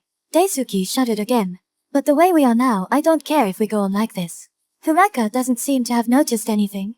Maybe he has. But I've already made up my mind, so it's alright. I don't care when I get killed. You shouldn't talk so cheaply about dying and getting killed. But even if nothing happened, my health isn't so good that I can live a long life. Paralyzed with fear, Daisuke stiffened and stared at Michio. Michio gave herself up to weeping, as if seized by an outburst of hysteria. In a short while, the outburst began to subside. Then she became once more the quiet, graceful, deep, beautiful woman she usually was. Her brow was especially clear. Daisuke asked, would it be all right if I saw Hiraka and tried to settle the matter? Can you do that? Michio seemed surprised. I believe that I can, answered Daisuke firmly. Then, however you see fit, said Michio. Then let's do it that way. It doesn't seem right for the two of us to do anything while deceiving Hiraka. Of course, I intend to talk to him so that he'll understand the facts well. And where I'm wrong, I'm prepared to apologize. It may not turn out as I want. But no matter how badly it goes, I intend to work it so that nothing outrageous can come of it. If we leave things half done like this, it's painful for us, and it's not right to Hiraka either. It's just that if I go ahead and do this, then you won't be able to stand up to Hiraka. I can't help thinking about that. That's where I feel sorry for you. Though as far as that goes, I'm in disgrace too. If it's proper to bear moral responsibility for one's deeds, no matter how humiliating it is, then I ought to tell Hiraka about what has happened between us even if it yields no other benefits. Besides, in this situation, it's a concession we have to make in order to resolve things for the future, so I think it's all the more necessary. I understand. Anyway, if it goes badly, I'm prepared to die. Die alright, even supposing death is the solution. How much time is there besides? If there were any danger of that, why would I take the initiative to tell Hiraka? Michio began to weep again. Daisuke waited for the sun to decline to send Michio back. But he did not see her off as he had the last time. He passed about 1 hour in his study, listening to the cicadas. He felt relieved, having seen Michio and cleared his chest about the future. He picked up his brush to write Hiraka and ask for a suitable time for a meeting, but he was suddenly overcome by the enormity of his responsibility and lost the courage to continue beyond the salutation. Then he abruptly stripped to his shirt and dashed out barefoot into the garden. Kudono, who had been lost to the world in deep sleep while Michio was there, now appeared on the veranda, holding his shaven head between his hands. It's too early, isn't it? The sun's still out. Without bothering to answer, Daisuke burrowed into a corner of the garden and swept out the fallen bamboo leaves. Kudono reluctantly took off his clothes and joined him. Although it was a cramped garden, the dryness of the soil made it quite a task to moisten adequately. Halfway through, Daisuke said his arms hurt and wiped his feet and went inside. He sat down on the veranda with a cigarette. Seeing this, Kudono teased from below, "Sensei, is your heartbeat a little irregular or something?" That evening he took Kudono to a fair in Kagarazaka and brought home 2 or 3 pots of autumn grasses that he arranged beneath the eaves where they would catch the dew. The night was deep and the sky distant. The color of the stars shone dark and dense. That night Daisuke went to bed, having deliberately omitted drawing the shutters. It never crossed his mind that it could be unsafe.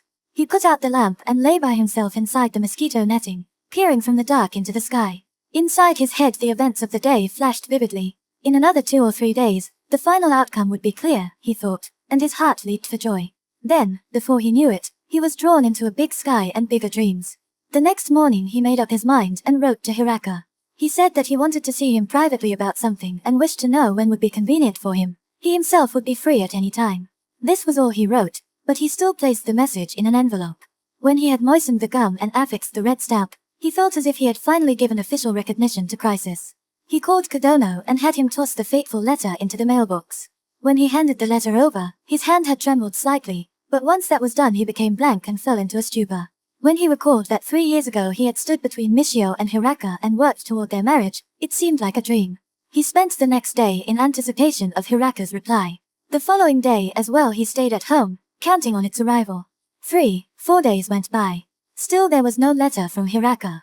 Then the day came when he normally would have gone to AMR to get his money. Daisuke's purse had become exceedingly light.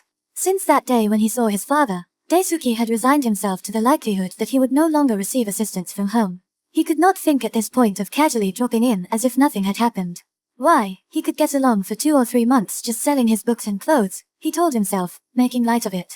He also thought, in a commonsensical vein, that once things settled down he could take his time and look for a job. Daisuke had already begun to believe, prior to any actual experience, the words that people like to repeat almost as a proverb, that it was quite difficult to starve to death. One always managed somehow. On the 5th day, he braved the heat and took a streetcar to Hiraka's office, where he found that Hiraka had been absent from work for 2 or 3 days. Daisuke went outside, and as he looked up at the dirty windows of the editorial office, he thought that he should have telephoned before venturing out. It was even questionable whether Hiraka had received the letter. Daisuke had deliberately addressed it to the newspaper office. On his way home he stopped at a second-hand bookstore in Kanda that he frequented and asked them to come and look over some books he no longer needed and wished to sell. That night he did not even have the heart to water the garden. He stared absently at Kodono's form, clad in a white net shirt. "Are you tired tonight, sensei?" asked Kodono, planning his pail. Daisuke, his heart weighted with anxiety, could not answer coherently. At dinner, his food had virtually no taste for him. He pushed it past his throat as if he were drinking, then threw down his chopsticks. He called Kodono and said, "Would you go over to Hiraka's and find out whether he received my letter of a few days ago, and if he has, ask if he might have an answer, and wait for it." Still worried that Kodono had not really understood, he further explained that he had sent a letter saying such and such addressed to the newspaper office the other day. After he had sent Kodono on his way, Daisuke went out to the veranda and settled in a chair. When Kodono came back, he had blown out the lamp and was sitting still in the dark. "I've been to the Hiraka's," called Kodono in the dark. Mr. Hiraka was at home. "He said he had seen your letter. He said he would come over tomorrow morning." "Oh, thank you," Daisuke answered. He said he had meant to come sooner, but there was sickness in the family, so he was delayed. He sent his regards. "Sickness," repeated Daisuke involuntarily. "Yes. It seems that his wife isn't well." Kodono's cotton summer kimono with its white background was the only thing that loomed dimly in Daisuke's field of vision. The light left to the night was much too faint to illuminate their faces. Daisuke grasped the arms of his cane chair with both hands. "Is she very unwell?" he asked sharply. "Well, I really couldn't say. But it didn't sound like it was on the light side. But if Mr. Hiraka can come over tomorrow, it can't be that serious." Daisuke was somewhat reassured. "What is it? What's wrong with her?" "Oh, I forgot to ask." Here their exchange came to an end. Kodono retraced his steps along the dark veranda and went into his room. As he sat listening quietly, Daisuke soon heard the sound of a lampshade knocking against the chimney. Kodono must have lit a light. Daisuke remained motionless in the night. Even as he was still, his heart trembled. The arms of his chair gleamed with perspiration. Daisuke clapped his hands and called Kodono.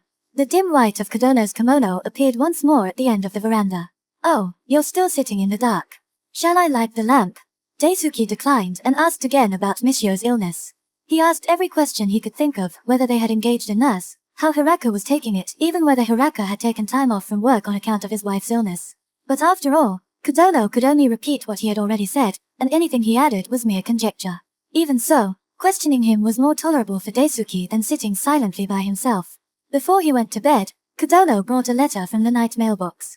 Daisuke took it from him in the dark and made no attempt to look at it. Kodono, almost as if to prompt him, said, "It looks like it's from your home. Shall I bring a lamp?" Daisuke finally consented to having a lamp brought into his study and by its light opened the envelope. The letter was addressed to him by Umiko and was quite long. "I'm sure you've been quite annoyed over this matter concerning a wife for you. For our part, your father and brother and I have also been very worried. But all our efforts notwithstanding, you refused father outright the last time you were here. It was terribly disappointing, but now I have resigned myself. I found out later that father had gotten angry with you and told you he would not be bothered about you anymore and that you were to be prepared accordingly. I wonder if that is why you have not come since. I thought that perhaps, on the day of your allowance, but you still did not come, and I am worried. Father says to leave you alone. Your brother is as easygoing as ever. He says that you'll come over once you're hard up, that we can make you apologize properly to father then. If it doesn't look as though you're going to come, he says he'll go over and talk to you. But as far as the match goes, all three of us have given up, so I don't think there is any reason why you should be troubled further on that score. Although father does seem to be angry still. As I see it, it is going to be difficult to return to your old relationship for some time to come. And maybe, given the circumstances, it is best that you stay away. But I am still worried about the money we give you every month. Knowing you, I think it would not immediately occur to you to provide for yourself, and I can see only too clearly the difficulties you will be faced with right away. It makes me terribly sorry for you. I am arranging to send you the usual sum, so when you receive it, try to make it last until next month. Someday father will be in a better humor. I will have your brother put in a word for you. If there is a chance, I will apologize for you too. Until then, it would be best for you to keep your distance as you have been. Umiko had written much more, but being a woman, she had repeated herself a good deal.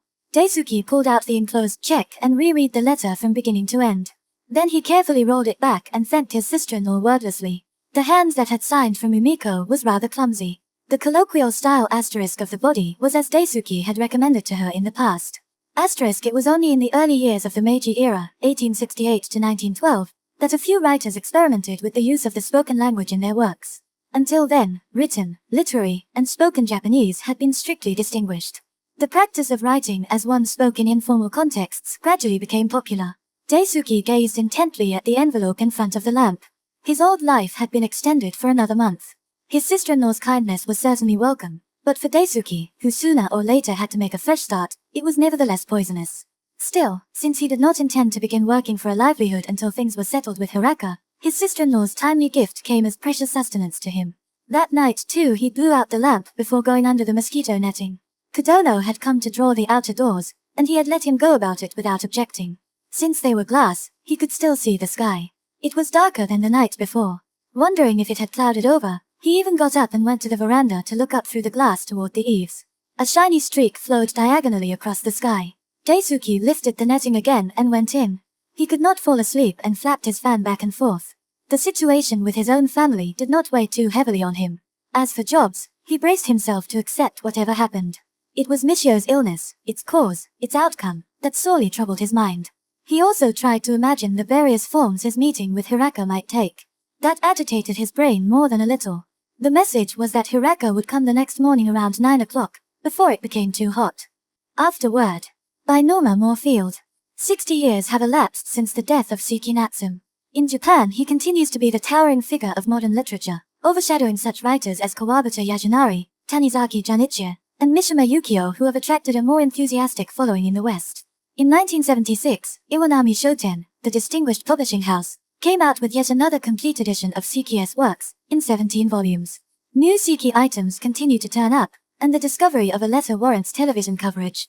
A Tokyo department store is in the process of issuing facsimiles of the first editions, with original paper and bindings. When the Criticette Jun announced that the secret woman in Seki's life was his sister-in-law Toze, the response was sensational and even led to a heated exchange in the Asahi Shimbun, the mass circulation daily for which Seki began to write 70 years ago. Seki is one of those rare writers loved and revered in their own lifetime. Now, 8 decades after his death, the Japanese public continues to bestow its affection and esteem upon him. Obviously, there are important extra-literary dimensions to his stature. He was, and continues to be, a public figure as much as an artist. How are we to account for his distinctive status? Seki's life coincided with one of the most dramatic periods in Japanese history. He was born in 1867, the year before the Meiji Restoration that marked the downfall of the Tokugawa shogunate. The Tokugawas had ordered Japanese life for nearly 3 centuries, primarily through the imposition of a rigid social hierarchy supported by the twin pillars of Neo-Confucianism, loyalty to the nation and filial piety to the family. It was into this world that Daisuke's father, for example, was born, and these are the ideals he professes to have maintained even after the old order had collapsed. By the middle of the 19th century, the image of static harmony which had long characterized the Tokugawa regime hardly fit the reality. The stability and prosperity that the regime had made possible contained the seeds of its own destruction. For instance, the merchants, who by decree were at the bottom of the social order, had been able to acquire power over the decaying warrior class and to lay the foundations for a modern economy. For this and a variety of other reasons, the stage was set for a change of players when Perry arrived with his black ships in 1853. In one of those characteristic twists of Japanese history, the shogun was overthrown for his failure to expel the barbarians and the emperor was restored to his ancient position of authority, whereupon his advisors embarked upon a breathtaking course of modernization, that is, westernization. On the eve of these events, Natsume Kinosuke, Siki was a pen name adopted in his student days, was born as the eighth and last child in a family of well-to-do townsfolk.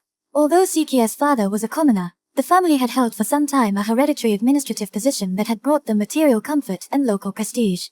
With the change in government, however, the Natsume fortunes began to decline steadily. When Siki was born, his father was 50 and his mother 41. Whether for reasons of economy or of shame at having a child at such advanced ages, Siki's parents quickly sent him to nurse with a family that owned and operated a second-hand store. Night after night he lay in a basket in a street-side store, until one night an older sister spotted him among the dusty household goods and took him home out of pity. Their father was not pleased, and Siki was adopted by another couple. The miserable childhood he spent with this pair, who spoiled him materially and tormented him with demands for affection, is vividly recreated in his one explicitly autobiographical novel, Grass on the Wayside, Michikusa, 1915. The divorce of his adoptive parents resulted in his return to his own family at the age of 9. For some time he did not know that he had come home to his parents, for they continued to let him believe that they were his grandparents. It was only through the whispered kindness of a maid that Siki learned his true parenthood. Despite this unpromising beginning, Siki developed a deep and abiding affection for his mother. She died when he was 14, however, and over the next few years Siki also witnessed the death of several of his siblings. Indeed, he, the unwanted son, soon turned out to be the only source of hope for the family. His brothers were too sickly or too dissipated. The promising son had no easy time settling upon a course for his future. Siki's struggles to find a direction for his life afford a microcosmic view of the conflicting strains in recent Japanese history. The Tokyo of his youth was still rich with the legacy of Edo culture, and Siki became a devotee of the vaudeville raconteurs whose language and humor would later enhance his writing. He had access to an even older world in the Chinese art and literature that he came to love in childhood. In the course of his formal schooling, he even entered a private academy where only the Chinese classics were studied. We should bear in mind that this choice was made in a society witnessing the introduction of telephones, trains, baseball, Western-style architecture, milkshakes, and beef-serving restaurants. By the time he was 16, however, Siki decided that a training in the Chinese classics would hardly prepare him for the world of the future. He thereupon embarked upon a course designed to lead to the Imperial University. This entailed the serious study of English, which, then, as now, was a prerequisite for a successful career. Siki even found himself conducting a geometry class in English at a private school where he taught to support himself. After a brief flirtation with the possibility of becoming an architect, he decided to commit himself to English studies, a decision that was to govern his career until his 40th year, when he became a professional writer. Two observations should be made about the final stage of Siki's formal education. The first is that he was surrounded by young men who were to constitute the next generation of Japanese leaders. Of his many important friendships, the one with Masaoka Shiki should be singled out for its influence on his literary development. It was the consumptive Shiki who was to single-handedly revitalize interest in haiku poetry in an age that had eyes only for the new and Western. Siki himself became a gifted practitioner of this verse form, which was to have an important influence on his prose style. The second observation is that Siki was an excellent English student. His studies were far-ranging, and his command of written English, at least, would be the envy of students in English literature departments today, nearly 100 years later. Nevertheless, when he left the university armed with one of the first bachelor's degrees in English granted in the country, he had serious misgivings about his vocation. Upon graduation, Siki began teaching at the Tokyo Higher Normal School in 1893, the year before the Sino-Japanese War. Unlike his friend Shiki and almost all his compatriots, for that matter, he was never caught up by the wave of nationalism that swept through the country. He was by temperament disinclined to such emotions and, in any case, was much too preoccupied with his own inner turmoil.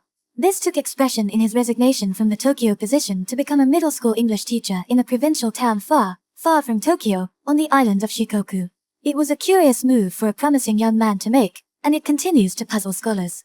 He soon left this school for one even further west, the fifth higher school in Kumamoto. His stay at these hinterland schools was, like any other period in Siki's life, characterized by multiple activities.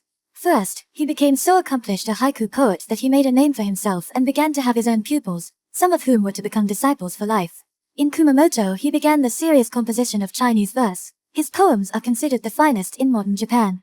He also continued to write and publish such scholarly pieces as a major study of Tristram Shandy. From time to time he contributed essays to the school paper on various topics of personal concern, on the duties of a teacher, for example, or the painfulness of decision-making in life. These are formally intimate pieces, serious without being priggish. During the Kumamoto years, Seki married Nakane Kaiko, the daughter of a high government official. Although domestic life had its consolations, it added new strains, material as well as emotional, to an already sensitive and tense spirit.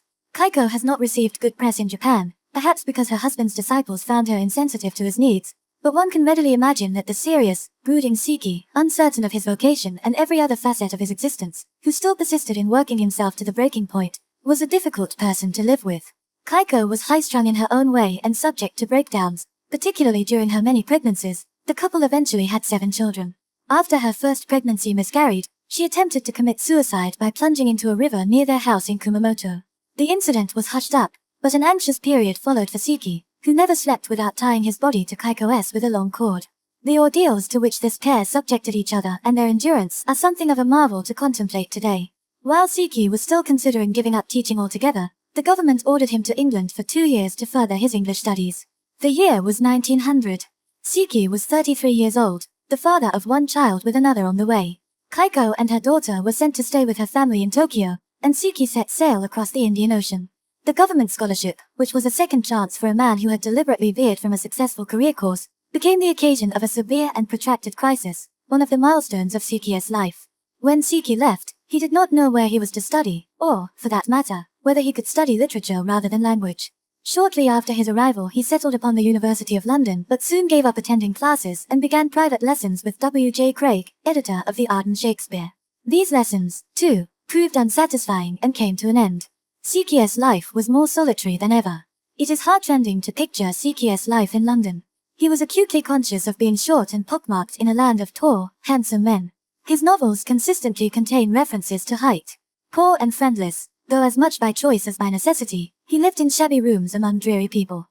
His stipend was such that he frequently skipped meals in order to buy books.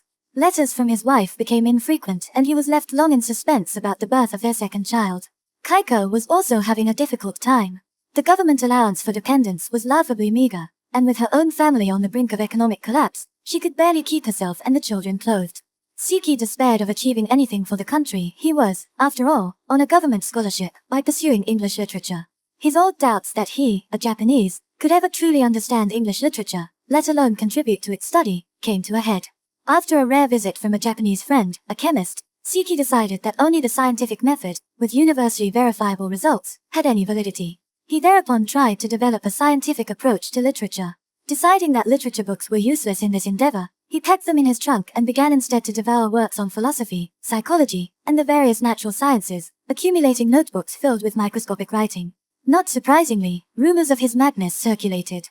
Seki returned to Japan in 1903, driven by the need to complete his monumental work on literature and fearful of not having the necessary time and money. He did manage to produce 3 works to show for his efforts, of which the middle one, The Theory of Literature, Bungakuren, 1907, is the most significant. These studies are of historical interest, but they will probably be remembered for the confessional quality of the preface to the theory, in which Seki reveals the painfulness of his encounter with English literature. The years following his return were extremely trying. He had 2 positions, one as a teacher at the first higher school, one as a lecturer at the Imperial University. He found his teaching duties oppressive and the lectureship particularly troublesome, for he was replacing the popular Love-Katie O'Hearn. It was a significant appointment, of course. Japan was coming of age when it felt that its own students could teach a foreign literature. Seki acquitted himself with distinction and won his own enthusiastic following, especially after a series of Shakespeare lectures. He was still an unhappy, driven man, however, continually harassed by lack of time and money. Perhaps the experiences of this period are sufficient to account for the persistent money concerns in his novels. During this difficult period, Seki began to write what was to be his first novel, I Am a Cat, Wagahai wa Nico de Eru, 1905, together with smaller pieces drawing upon his London experiences. Cat was immensely popular and initiated a flurry of literary activity that culminated in his leaving the university in 1907 to join the staff of the Asahi Shimbun, the nation's largest daily.